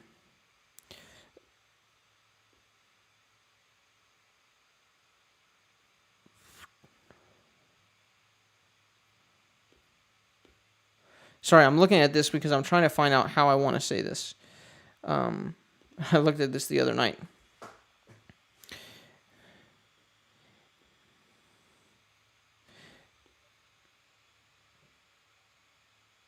Yes, Paul straightens up his knee, and he stands up in that front leg. Correct.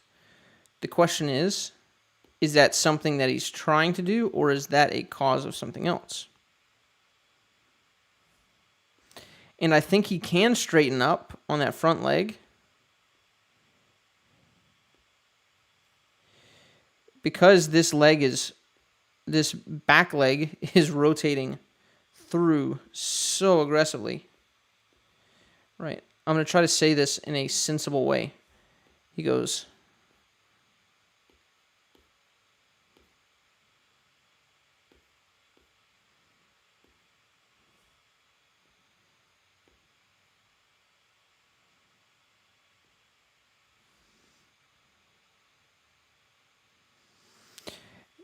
Yeah, so Drew Gibson talks about helping, in the video, helping Brody throw 500. He talks about how aggressive you need to be with that back leg. And this is someone who I think actually really would benefit from that advice. Because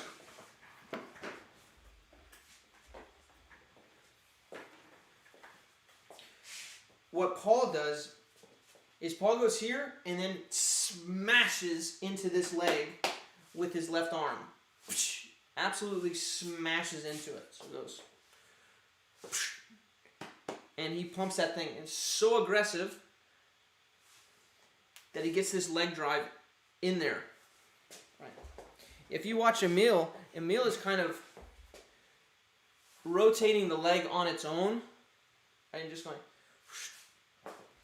It almost looks like a pleasantry, like a what do you call it? A formality. Like he's doing the right motion.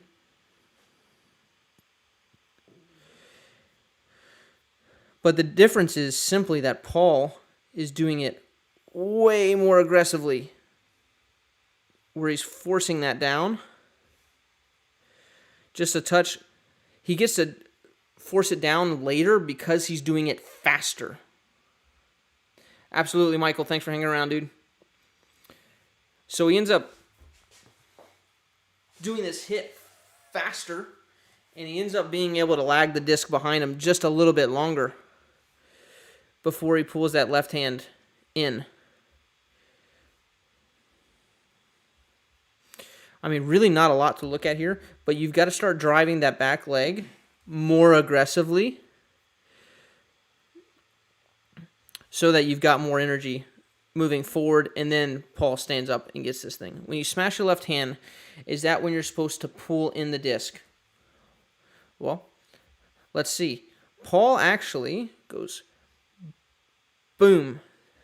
The disc does, when you start smashing in that left hand, it initiates that shoulder rotation. And so it does come in. But then you see guys where they have their hand kind of here. Right, watch this. See, his left hand is in, and the disc is still outside. But it did initiate that rotation. And this is where the guys who are like, you know, it's not a pull, it's a rotation, right?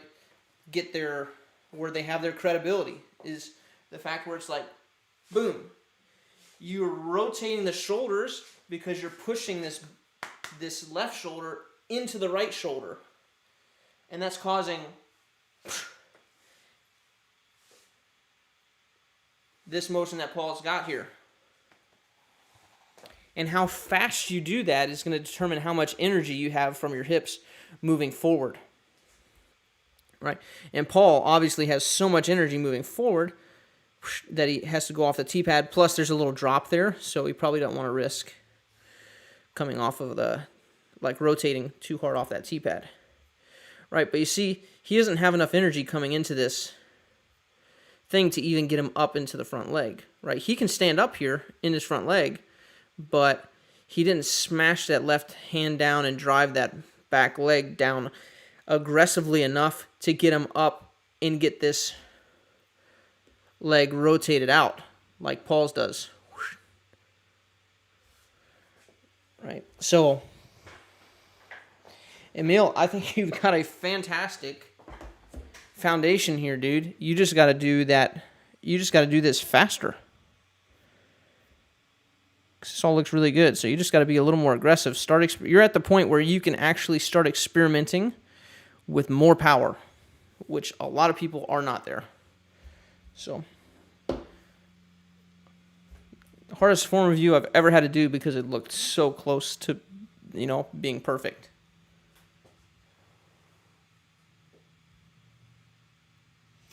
Here we go. Boom. 2 more. Who am I missing? Camden. That's not Camden. That's not Camden. Is blue Camden? This is Camden.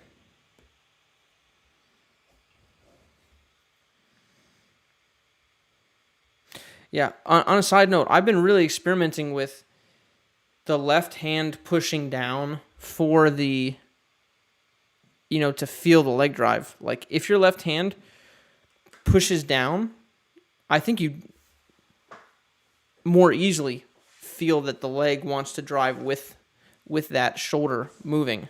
It kind of gets that rotation going for you. So if you're having a hard time, feel free to experiment with that. Okay. Let's watch our boy Camden. Oh, I have to watch it one more time in slow-mo. Put our own slow-mo on it. Okay. Oh, why do I keep going that way? Here we go. Theme of the day. I'm not going to spend too long on here because Camden and everybody else that has been on the stream can see that he's walking backwards in his X step again. Not again like he always does that, but the first, I don't know, half hour or so of this stream was dedicated to this. Right? And because of this, his hips are going backwards. Right? He's leaning his body this way.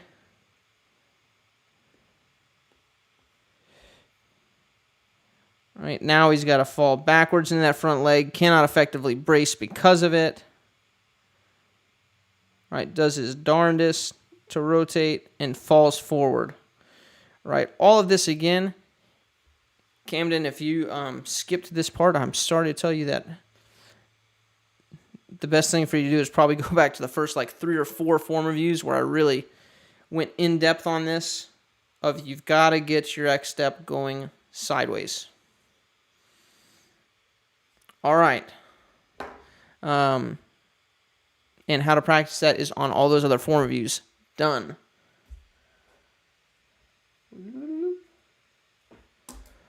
Last form review here. Okay. Wow. Turf tee pad. Nice. Built up. That's nice when all that crap's on the ground right there. Oh. Let's check it out.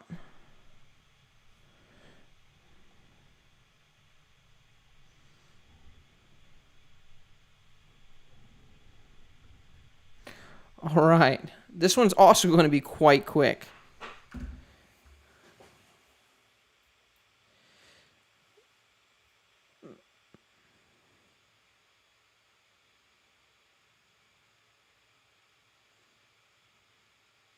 Good. I am glad, Zach. Zach says, I've been out throwing it in the net while listening and watching. The idea of not turning the hips during X step and instead only turning shoulders feels much better. Good. I'm glad it feels better because sometimes the right thing doesn't feel better. But you should definitely feel more coil, more, snap ready to happen, like your body's just waiting. So again, good here. X step foot, check out where it's going. Pointing this way. Next step is his body's going to come over the disc probably, unless he doesn't bend at all. All right. Boom. Yeah, so now here goes the toes coming up. Toes coming up. He's falling backwards onto this lead foot. Won't be able to effectively brace. Falling forward. Almost into the floor here. Almost into the mud there. Right, so again, a lot of these have just been the exact same thing. Oh, thanks for keeping this on, by the way, Zach, because helps our watch time go up. So, and we need that to monetize. So, yeah. So, same thing here. I am going to butcher this name, I'm sure. But, Stian or Stein. But Stein, I imagine, would be spelled differently. He's from Norway, so I don't know how to say his name. But, man, the tee-pads look sweet. Okay, so again, just like I said for Camden, go back and watch the first couple form reviews. You're going to see that they all do this same thing with their foot through the X step. Right, they end up pulling it backwards and see why that is an issue and see how to fix that. Again, small sideways X step. You don't need to walk backwards on the X step. Small steps until you get that figured out. Like literally small X step until, and you can feel a brace pretty good with small steps too. Make sure you're getting it there. Then, dangerous tee pad for sure. If whoop. Almost fell off there. But super nice. Like, imagine if there was, water on the ground and mud. I mean, that's a huge tee pad, too. Like, it's massive. That's a Mikey-sized tee pad. Mikey could run up on that. I really need that. Oh, Steon. Steon is how you say his name. FlexDex, are you, wait, is this you? It must be. He just... Or he could just be from Norway, and he could be, or he could know how to speak the language. It's gotta be him. I'm calling it. Is this you, Steon? Are you FlexDex 100? I will wait here for your answer. Oh my gosh, dude, it's not even normal latency. It's not even low latency. It's gonna take him a second. It's gonna take him forever. How many steps should you take before the next step? How many steps should you take before the X step? 1. Depends on how far you're learning, how far you got to throw, right? Check this out. Check out my boy. He's just a Swedish dude. Swedish dude, sick. Check out my boy Paul before the X step. There's probably one right before this. 1, 2, 3. Boom. So he took 4 steps to get to his X step. Right, but he's also hucking this thing. Look, he's going up. And this was, this looks like it was at Wintertime Open, right? So I think that's where it's from. So it looks like he's probably going up.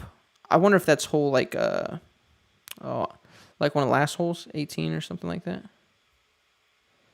But yeah, it depends on how far you want to throw. A bigger walk-up is just to get you more speed going into it and more energy, because we use like forward energy and rotational energy in disc golf. I would,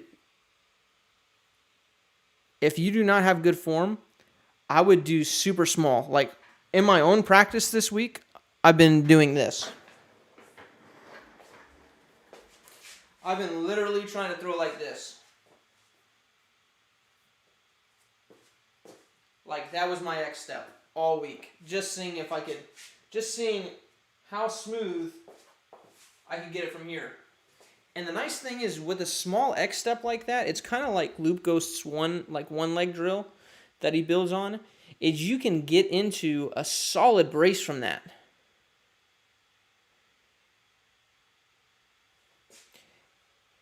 Yeah. So Josiah's like, I've been shortening and slowing my X step way down since you guys roasted my form. Feels like I'm not really trying, but the disc goes further. I like it, but it feels weird. That's the thing, is like the further steps is just to generate more energy into the disc. But if you're not using all the energy because you have inefficient form, then it doesn't matter how big your X step is. You're just wasting time. Would be sweet if we could see Paul from behind. Somebody gave me a video with Paul from behind, but we didn't load it into our thingamajig, and I don't know that we can at this point. But for future videos, somebody gave me one from Finland, I believe.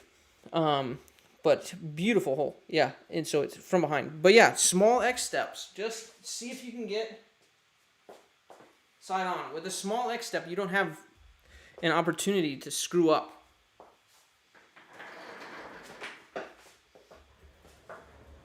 Yeah, you don't have the opportunity to screw up with your hips getting sideways if it's literally just book, book, book.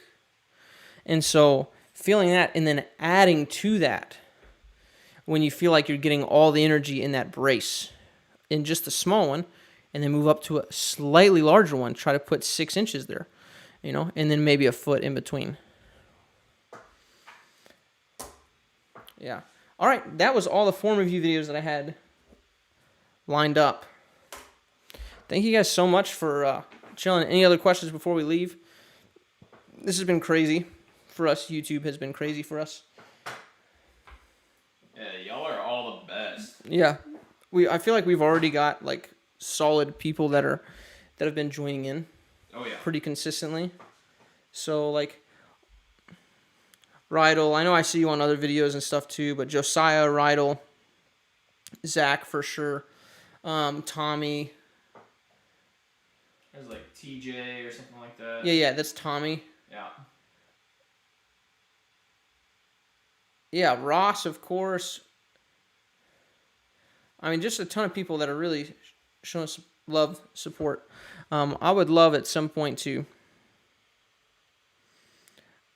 be able to spend a little more, time out. We're thinking about doing like a Patreon/Discord, stuff like that, and we're trying to work out the logistics for it. And we're not sure exactly how to do that. When is the next form stream? That is a good question. So the first form video we did, we had like, I don't know, a few people send in their form. And Mikey and I were talking about this. We were like, okay, great. Mikey was like, yeah, we got our first email. And we were like, yay, someone emailed us. Right? And now it's just like bing, bing, bing. And it's like form review, form review, form review. And so I think our second stream was like 6. And this stream we reviewed 10. So if we kept going like every week, like next week would be like 15. Yeah. Right? And then after that it'd be like 25. If it kept growing that way. Who knows if it is. But it takes a lot of time because I look and I don't want to just I look at the videos and I respond to the emails and I love doing that. But it takes a lot of time. So not sure how we're going to do that. If we're going to do like form review, Patreon only live stream, form review. Yeah, like if we're only going to accept form reviews from form Patreon video or something. Yeah. Once in a while. Yeah, it'd be what are you guys' thoughts on that? This is going to be could I get it in normal time if I was seeing on my phone? Oh, the chat is normal time. Oh, the chat is normal time. For them, they're going to hear it like 10 seconds later. It's not too bad. Okay. Yeah, cuz what I don't want to do, like I would love to do these free forever. Like that'd be fun. The issue is that thanks Eric. The issue is that if I just did this stuff for free forever, we would not have enough time to do it. Something would have to give, right? And my family has this weird addiction where they're like super addicted to food and shelter and stuff like that. It's the weirdest thing to me. I do Patreon, and yeah, form reviews for Patrons would be great. Yeah, and I wouldn't mind like working and having. I've got to look into how Discord and all that works, but having like a community where like we're posting things and updates and drills and stuff like that, and seeing how everybody's learning and growing and things that might help other people and creating kind of a improvement community. Mm-hmm.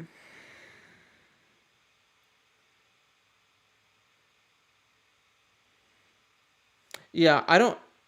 Mikey knows more about Patreon than I would. What did they say? Patreon's good. Followed up with some views. Let's see how they change.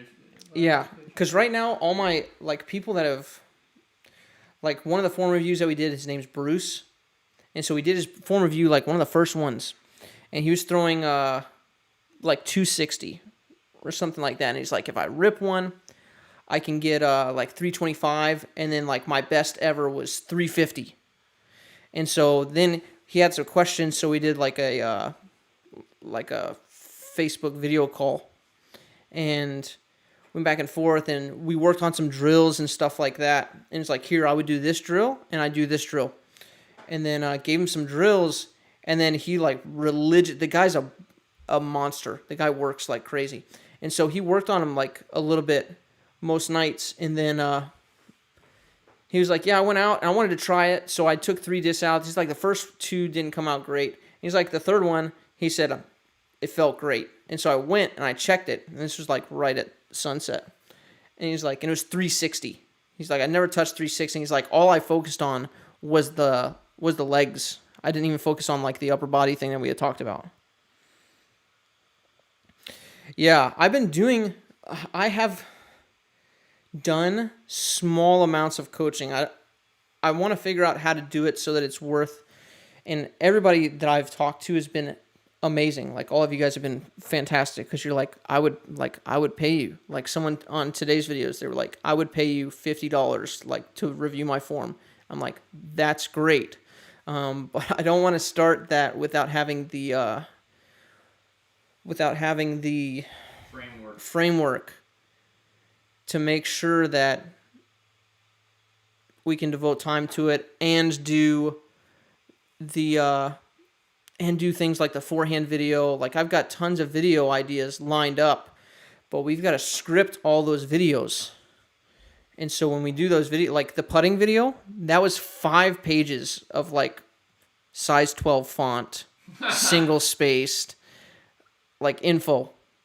And that thing, so I'd really, really try to crank down and get what I want to say accurate, do all the study, make sure, like a push putter, like, wait a second, Ricky does this as a push putter, KJ USA does this. What in the world is Calvin, right? Oh, okay. And so then when people were like, what is Calvin? Shoot. Do we have an Instagram? I just got called out without him even knowing it. Yeah, we've got Instagram. Yeah, Mikey's on Instagram. We've got an Instagram. He's right. Starting right now. Yeah, so I want Patreon. Honestly, just a Patreon for your channel would be good. Lots of us just like to support people who put out great free content. Yeah, like, you guys are awesome. Like, the community's been super great. Even Ben Johnson, who only puts negative comments on our channels. We love you too, Ben. You could do some virtual coaching via Zoom. Yeah, I've done one virtual coaching call that turned into like streams of emails and stuff like that. And just trying to figure out logistics. It would be great with a regular video with drills for the most common form mistakes. Yeah, I feel like those drills, like those videos are better for YouTube, not for Patreon, like most common form mistakes, because everybody's so individual. And that's why we didn't do the forehand video today, the second one, because I've got 2 different things that I can work on with it. And I don't know which one to do first, because I'm trying to think, what in the world, smile for Instagram. Oh, this is video. No, it's photo. Okay. And so I don't know what in the world, like what direction I want to go based on you guys, because I'm staring at Josh in this video and I don't know if, thanks. And I don't know if I should work on the backswing for him or if I should work on footwork. What does Mikey's form look like? James Conrad? Yes, similar actually. Mikey has big rotational energy, big time, and he just rips the disc through. Like, he just accelerates the disc really good. Yeah, hey guys, our username is Overthrow Disc Golf on Instagram. Go us a follow. Be the first. Okay, first follower for Instagram is going to be someone right here, probably, because Mikey just created it 10 seconds ago.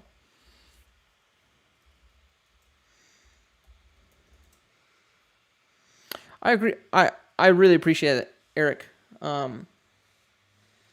Yeah, I just want to make sure that I'm doing the thing that scares me, because like when I step onto a tennis court and I tell somebody information, like they're paying me,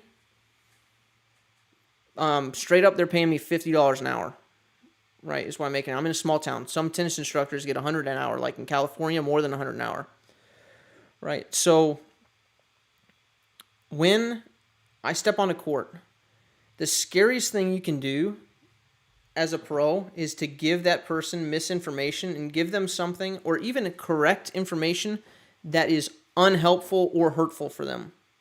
So I want to be very, very careful with the stuff that I put out there and how we put it out there. So, yeah. I think that's it, guys. But okay, it's good to know that you guys are down for the Patreon, because we probably need to do that soon, because I just want to make sure that it'll be up by the next form review video. Yeah. And we'll mention it in the next form review video. You can have the mic for a bit. Yeah, I got you. You might want her. Here's Mikey. What's up, guys? I'm the videographer. Yeah, well, you guys, I guess Josh talked about it a little bit, but yeah, Josh is Josh is doing a bunch of stuff. Just as far as doing tennis, doing this disc golf stuff, he puts a lot of time into it. I put a lot of time into it, so I've got my full-time creative business that I do. But yeah, you guys have been awesome. Just supporting us as far as, showing up, watching the videos and all that good stuff. How do we keep up with what you are doing? It's a good question. Subscribe to YouTube. Like me personally, or are you talking about the channel? I assume you're talking about the channel. Yeah, I guess we'll start posting to Instagram too. Maybe some behind the scenes stuff. I'll pull out the cell phone video every once in a while in our downtime when we shoot videos, and share a little bit of that type of stuff. Honestly, that'll be kind of fun. But yeah, besides that, I mean, our Facebook page, we post a little bit too. Honestly, I could do better about actually posting to the different social media sites. So yeah, as we just figured out, I just created our Instagram. Yeah, but be on the lookout for the Patreon, because I think that's going to be big as far as building a community and starting that Discord, that private Discord for Patreon supporters. I was even thinking, as you guys were talking about, doing like follow-up videos, or like I'm guessing Josh could even do, if we have the different levels of Patreon. You have like the basic supporter, and then you kind of go up in tiers. Maybe doing a tier that includes like monthly Zoom calls, Zoom call, like an hour with Josh doing, going over, and you have like your videos ready and you just get that one-on-one time. I don't know. I'll have to talk with him to see if he'd be down for that, but I'm guessing depending on what that tier is, how much it costs to get that tier, I'm guessing that would be totally fine with him. So, well, what do you think? Cool idea? Yeah, definitely a cool idea. Yeah, exactly. The thing is, the tiers are going to be dictated by what you guys want. Yeah, exactly. And what you guys find value in. Yep. Let's see. NASA to Mars. That's right. You guys saw my NASA shirt. My wife got this for me. She's a beast. I mean, she's great. A beast is kind of like a masculine term, but she's awesome.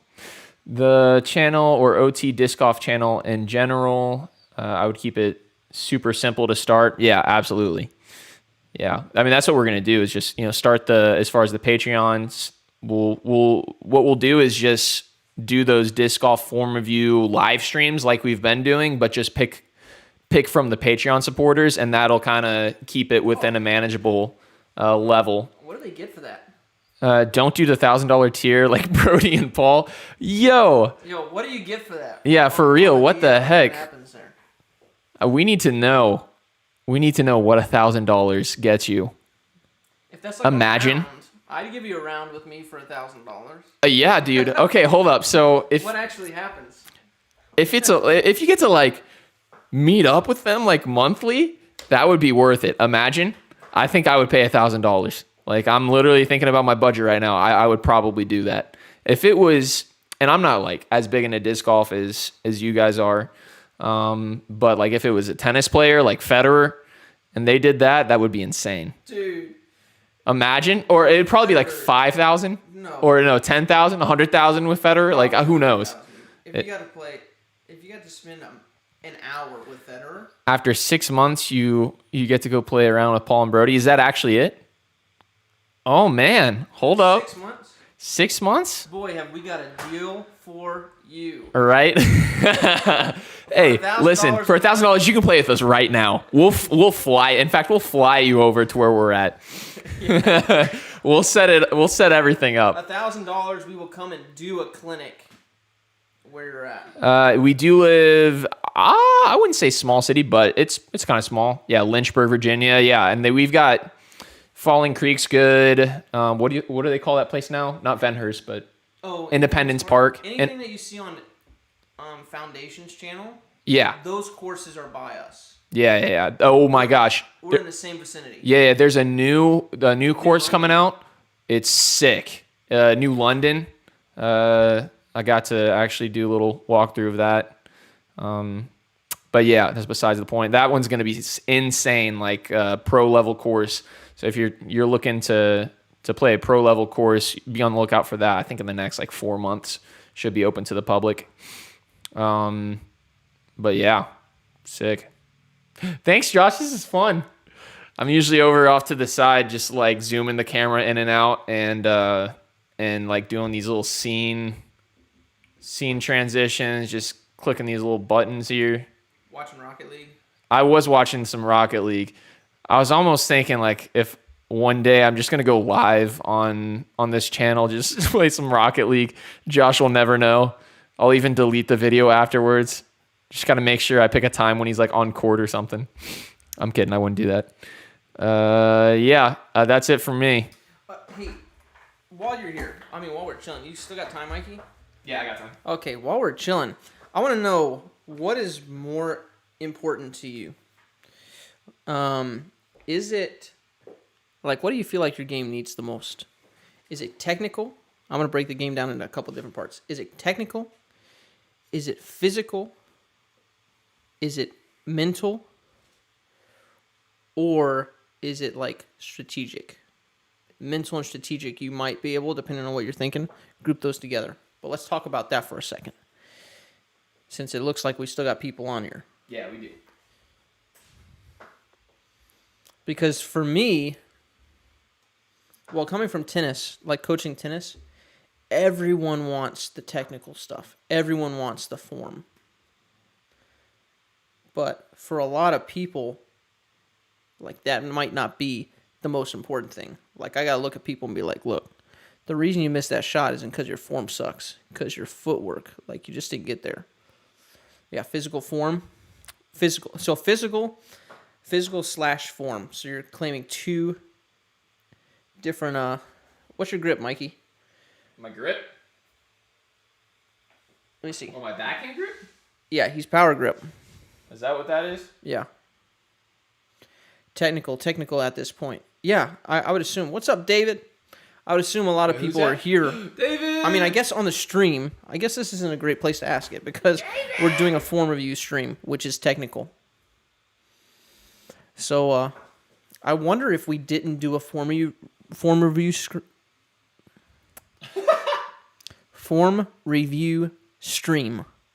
If we didn't do a form review stream, who would show up and how many people would show up, right? So, because a lot of you guys I've seen on other form reviews, like on Danny Lindahl's channel, on Loop Ghost's channel, on Seabass's channel. I've seen some of you guys elsewhere, right? Technical with different disc speeds. Sure. No, I just mean form, really. I guess I consider that physical. Yeah, so physical would be like fitness. So like the opposite of me. Fit. I don't know. I wouldn't consider myself fit either, dude. But yeah, I think mental strategy is underrated. Super underrated.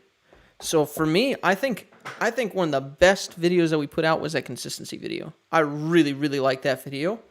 And it's not getting like and it was one of our first videos, and people rarely go back and like watch videos before the one that they saw. Yo, that video changed how I play disc golf. Well, when I think about it. If I don't think about those things, then I still run into the same issues. Yeah. Form review does sell. That's like the thing. And the tennis players do the same thing. Like everybody from every other sport. They want the technique. But I think a lot of it's like, no, it's because you went for a stupid shot. Like, yeah, your technique sucks, but if you didn't try to hyzer flip this disc down that tight gap, and even with your crappy form, you could have just thrown a hyzer over there and you would have been good, right?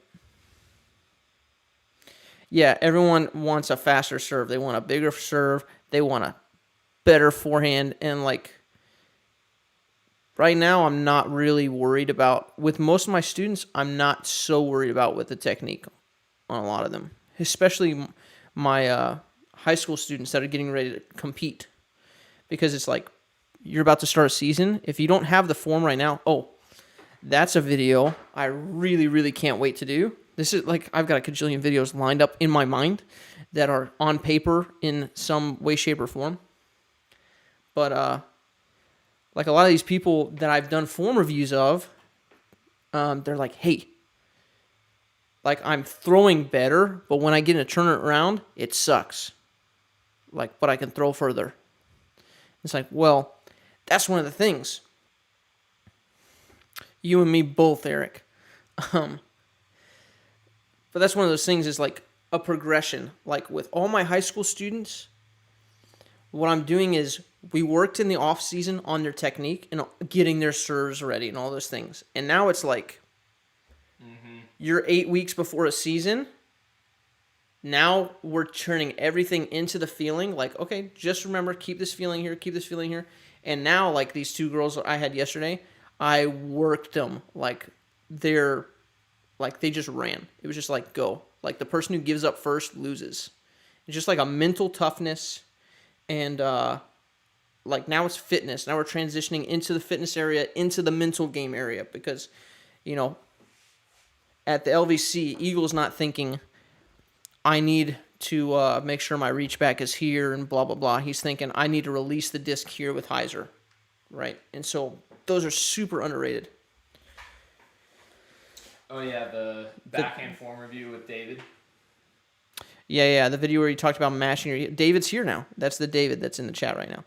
We did his form review. The video where you talked about mashing your heel into the ground to get the brace and hip motion going changed my game and some of the guys I play with. Good. I'm so glad. Like, that's the really nice thing is people are sharing our videos with other people, and it seems like just looking at the YouTube analytics that people are finding us more and more because they're typing in overthrow disc golf into the search bar. Mm-hmm. Which, for me, it's like, how do you get there? And the only way I can think of is someone was like, oh, dude, Overthrow made a video on that. You should watch it. What's it called again? Oh, Overthrow Disc Golf? Yeah. Just search it. Overthrow Disc Golf. You'll find it. And they're finding it that way, which was sick. It's just cool. It's unbelievable. So, I'm just going to talk dream vision for a little bit because we got a little bit of time, and I'm enjoying this. Off topic, but real quick, do you guys do in-person lessons or anything of the sort? I have been doing a ton of in-person lessons. A lot of people in my area. Before I send stuff to you guys, well, not necessarily before, but I'm practicing on people here. Golf is not a game of perfect for the mental side. Sounds like a great book. Tennis is a game of errors. It's another deal. How long have you guys been playing disc golf? Been playing disc golf since 2012 or 13 or something like that.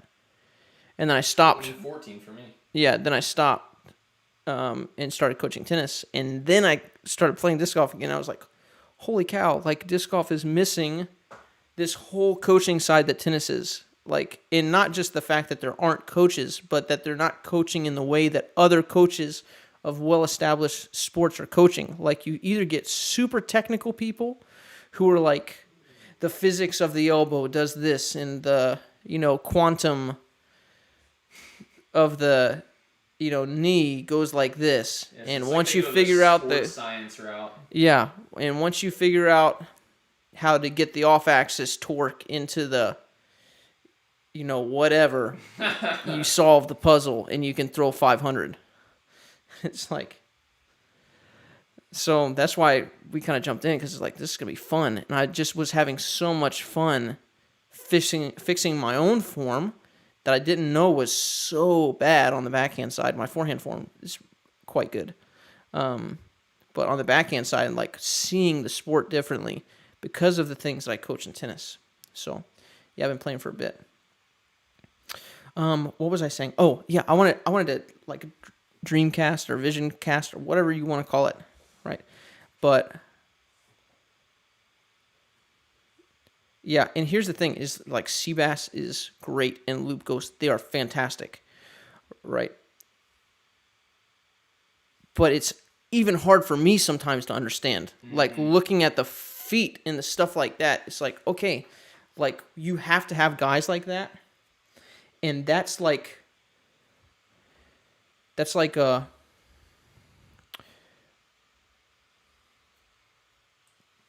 where coaches nerd out. Is like dude, the like, what do you think about the tossing arm here? Or like, I saw this, like, what do you think about that? And like, that kind of content is like coaches talking to other coaches content. And I think it's just hard for the average viewer to see. So you've got like super technical, and then you've got the other side in the disc golf world where it's like, well, it's not technical at all. It's like, make sure that you have your finger up here, or make sure you do this. And it's a do this, and there's no technical reason to it at all. And it's like, well, the reason that they're saying do this is because, like, have your finger up here or whatever, or have your arm straight, is because they're a push putter, right? But you're a spin putter, so don't do that, right? So I've had people on the course, like I had a guy, I was talking to him about putting, and he had his finger like this, and he's doing like a modified fan grip, and he was a spin putter, and he has his finger up here like this. And I said, so let me see your grip, and he's like this. And I said, I'd tuck that finger if I were you. That'd be my recommendation, because spin putters generally have their finger down here because it doesn't get in the way of the rotation, right? And so then I talk about that, and I tell him one other thing real quick about his reach back. He was reaching back super quick and pulling it off line sometimes, and then going. So I said, just slow that down, get that finger there, just slow it down, and then go. And the guy, we were going back and forth putting. It was a great putting day for me. We were canning like 30-footer after 30-footer. Like, I'd make one, he'd make one. I'd make one, he'd make one. We just kept going. And then I finally missed. And then I was like, dang it. But he was like, thank you so much for freeing me from that. Like, I've heard that phrase a couple times. Thank you so much for freeing me from that, because I thought I had to do this because Paul does this or Brody does this. And then, or like Mikey. Somebody told Mikey, like, you got to have your hand, away like this. And I was like, no, you don't. Like, pros don't have that. They don't do that.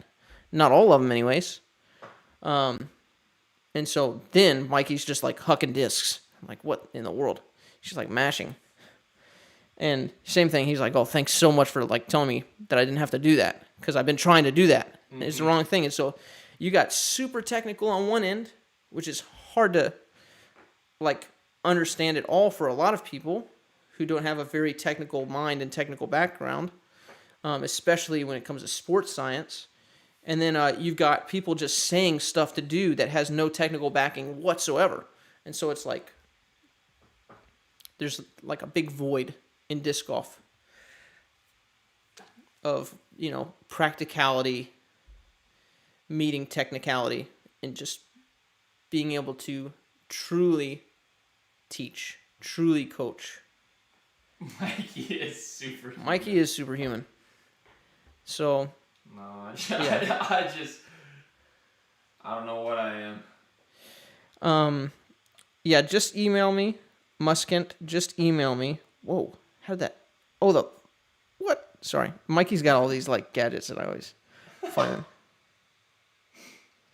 Yeah, I've got, and I don't know that I should be saying this, but I've got 2 people that are driving in sometime this month from out of town to like hang out, and that's crazy for me.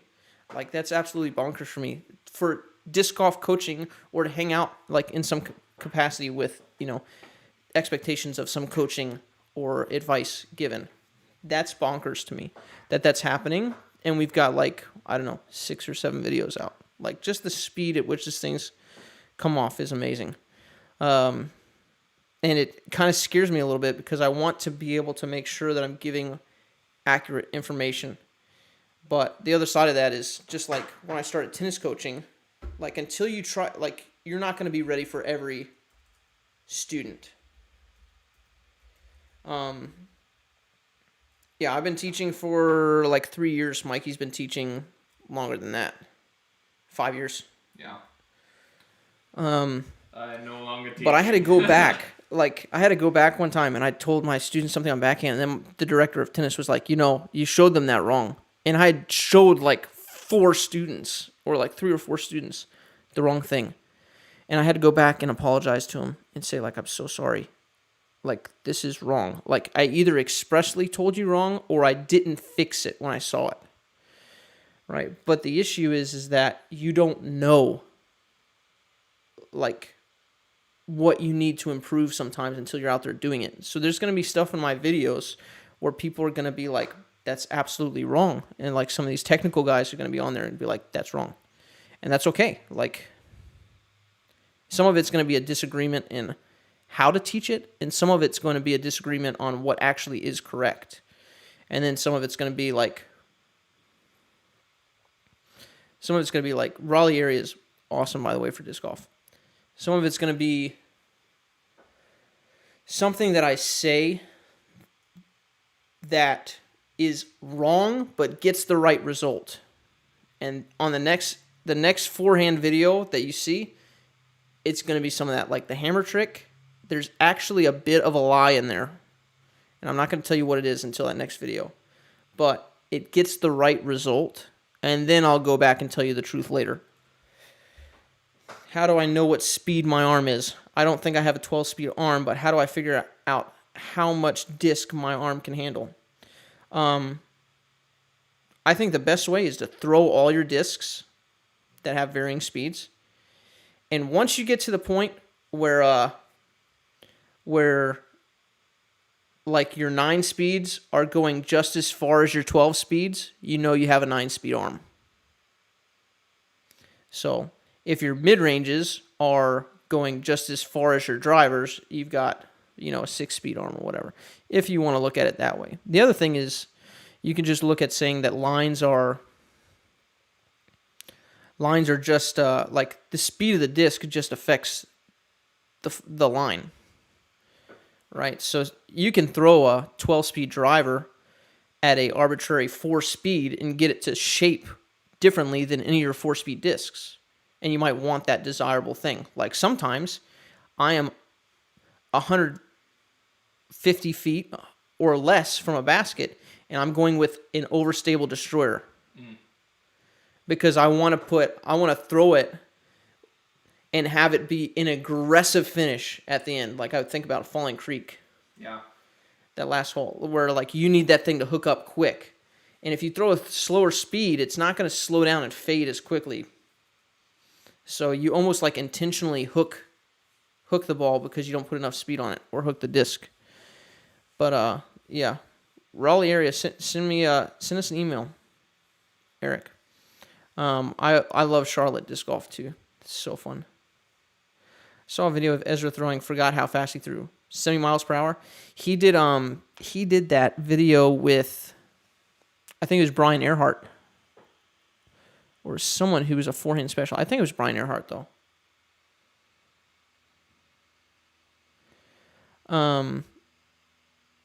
Yeah, but he threw 78 miles an hour. It was upper 70s, I think. Or no. Maybe, but it was like, yeah. Oh my gosh. It was like 70 something miles an hour. Real fast. Okay, so DJI just came out with a new drone, an FPV drone. You guys, I'm going to get that drone. You mark my words right now. You hear that? I'm getting that drone, and I'm going to do some FPV. Y'all said like 78 miles an hour, and this thing goes like 80. I'm like, bro, I can literally keep up with a disc. And that's going to be like our new intro. It's going to be like me chasing a disc in midair. Okay, I just had to say that. Y'all look it up. DJI FPV drone buy. Yeah, there's this really good we've got this really good family that we're acquainted with down in Charlotte. And so the first time I met them, I had just found disc golf. This is like my college days. And he goes, and I didn't know the guy, really. I just met him. His name's John. But he's like, I was there dropping someone else off at his place. And he's like, so, who here plays disc golf? And I was like, me! And so every time we go down there, like, we just go to all the courses, like all of them. I don't even remember how far.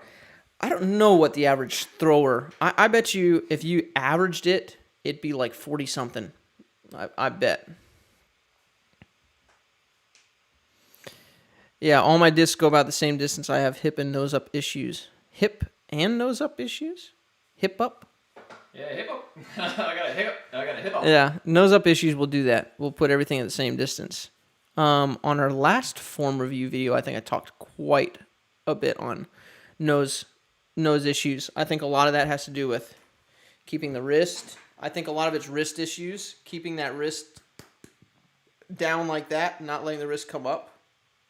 Because you do that, then the... Oh my gosh. What? Yes! Simon. Oh, you suck, bro. What are you doing? Get back on tour. We miss you so much. Oh, the world misses you, Simon. My gosh. I'm losing. All right, Simon, send us a... if I could pull up YouTube, I would. What I'm most interested to see is your forehand form, Simon. But everybody send Simon some love. I saw your live stream with 15K viewers on it for the LVC. We love you, Simon. You're doing an amazing thing. That had to be really good for you, the LVC thing. You guys, right here, talk to Simon. What do you want to see from Simon? Let him know in the chat. Thanks for joining us, Simon. Here's my question, if you're still here, Simon. It almost looks like, I just want to get your thoughts on this. It almost looks like you're rounding, almost. But you and Eagle and like Garrett Gurthey, other guys who pull the disc on the reach back, let me show you. Other guys pull the disc on reach back like this.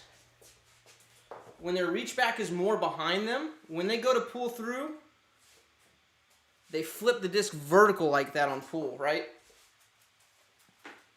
And then the angle comes back. So, what I'm curious is how did you develop that, or just, is it something you did intentionally? That's what I want to know. Did you end up flipping that intentionally to avoid rounding, or did it naturally happen? Because most people, if they pull the disc back there and pull it through flat, they're going to round. So, I'm not sure if you're still here, but if you are and you can answer that, that would be sick. Yeah, honestly, I was wondering the same thing. Yeah, and guys who do that huck, and I think the thing that it does is it gets their like wrist neutral and their hand on the outside of the disc, right? And you could like really snap a disc, like that, as obviously Simon does. But yeah, I wouldn't be sad either if you just came on for 1 second and said roast my form and left. I know. Exactly. Like, still great. That's so sick. So, yeah. So, eventually, back to the dreamcasting thing. What eventually I would love to do is to be able to have this would just be insane to me. If the income from YouTube started happening eventually, that's what I should do because I keep hitting my chest. Yeah, it's weird. This, it avoids the rounding, right? They go here and then they go boop, and they flip it, and then it gets back to the correct angle. That's what's crazy about it. I've been doing some research on that, and it's not something that I would teach, but guys who throw really far do it. Like, not all of them. Doesn't Drew Gibson do the same thing? Good question. I thought I remember seeing him doing that. I don't remember.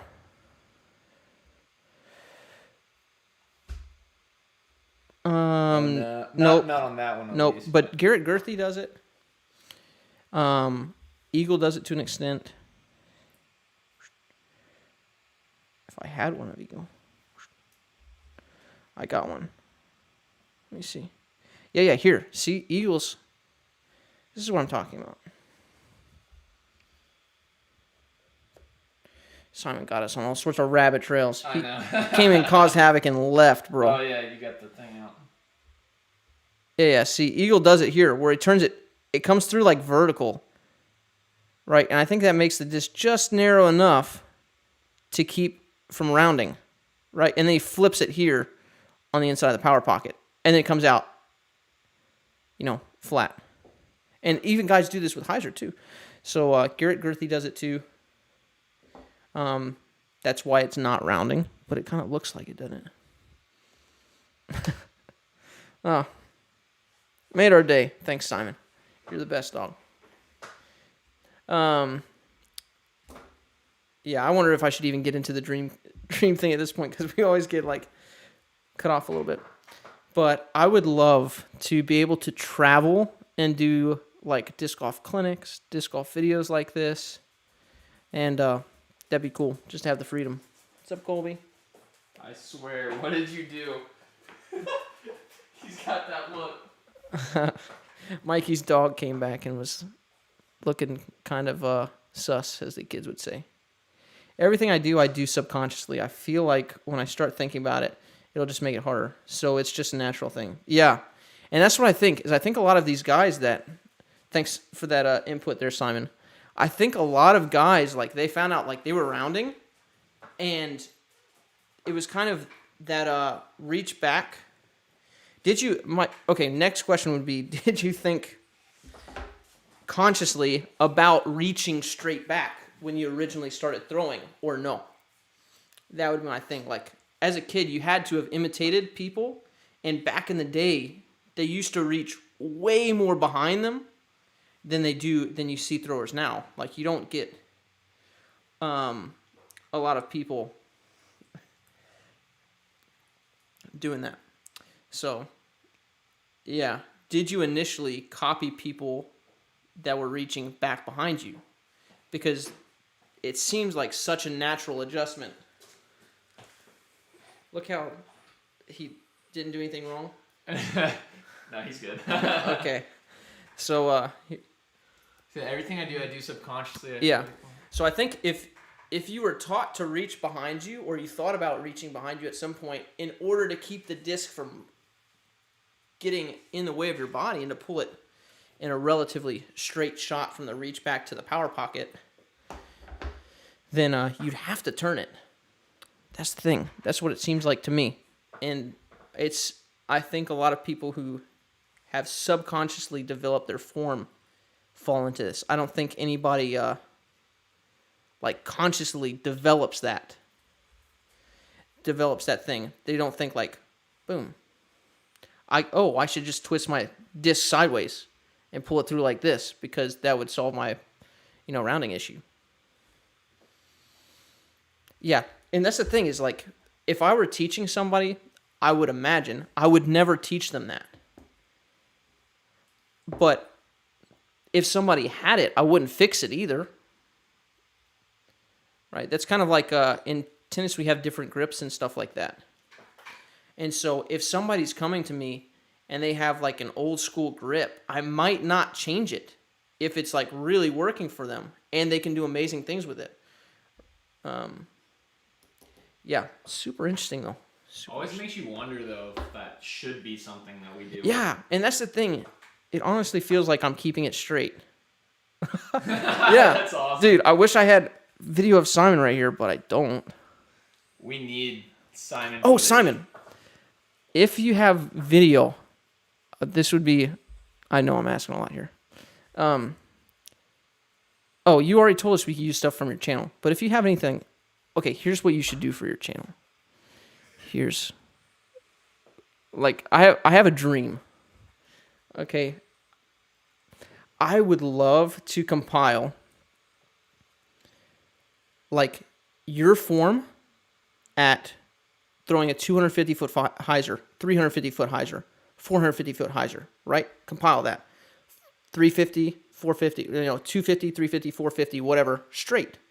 And hyzer, all those, right? And just getting the different lines so that we could look. And then do the same thing with Paul. And then do the same thing with Eagle. And do the same thing with GG. And then do the same thing with everyone, right? Ezra, get everyone on there. And then put it all on a website. Don't steal my idea, please. Just name your price, and we will come up as far as how much we can pay you to get that footage.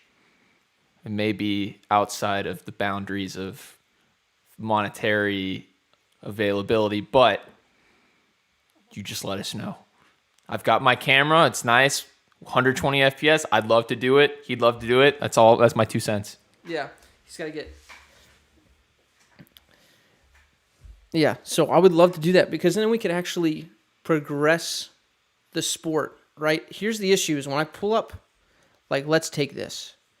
Can you pull this up, Mikey? Yeah, I got you. When we pull up this form and we're looking at Drew here, the issue is like if we compare it to this, Drew's throwing a roller here, right? Or we're presuming he throws a roller. Like, you have to track down what they're throwing and then try to compare against that, right? So you've got to find, like, ideally, if someone wants to fix their form or review their form, then you end up... Oh, I could have just kept that up. You end up trying to match exactly what they're doing, but the circumstances are so different. Like that T-pad question, like, which direction do you walk up? Well, it kind of depends on where the gap is, right? And how you want to release it. It's not just the angle of release, but it's, do I want it to leave, is the gap to the left, right? Is the gap over here and I need to hit it with Annie, or is the gap over here I need to hit it with Annie, right?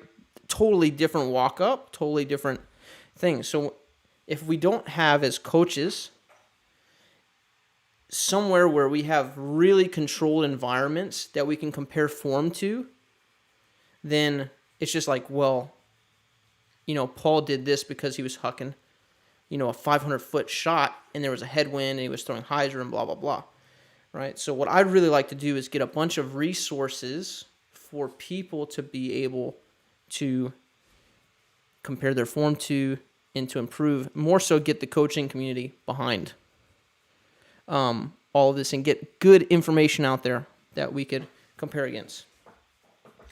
Yeah, I have no doubt that it feels like you are keeping it straight, Simon. And I bet you if we talked at GG, it'd be the same too.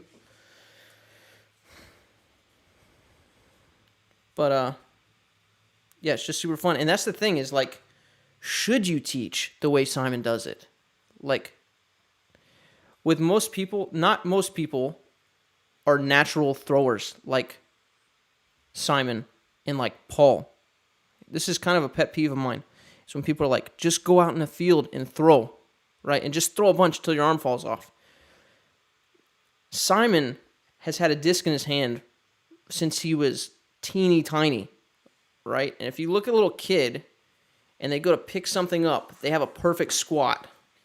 You got 5 minutes. All right. We're going to end the stream in 5 minutes.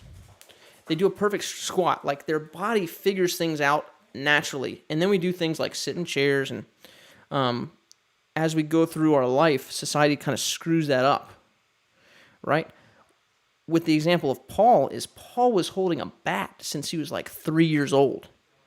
And so he understood, the rotational aspect of disc golf, so he could go out in a field and literally throw his arm off and just try to huck distance until he could replicate what he felt from baseball. Simon's body figured it out very naturally, right? Because he was young. And kids have great natural movement if they're around, a disc or a ball or whatever. If they're around it young enough, often enough, they're going to figure it out. So, but for the rest of us, right, we need good environment.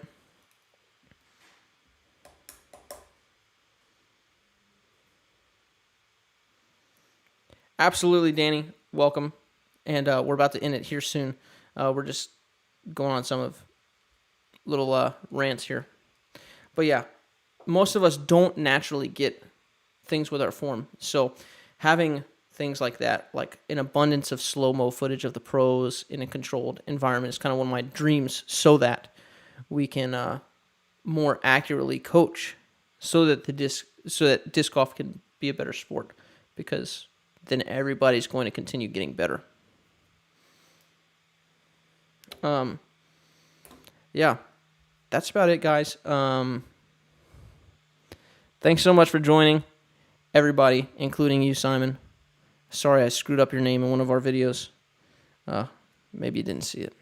It is in the putting video. But, yeah, thanks so much for coming in. Let me holler at Mikey real quick. Mikey, we good? Peace out, bro.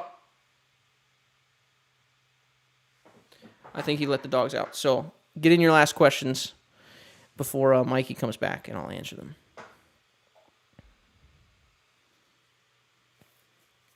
because I definitely don't know how to stop this thing. That's why I have Mikey.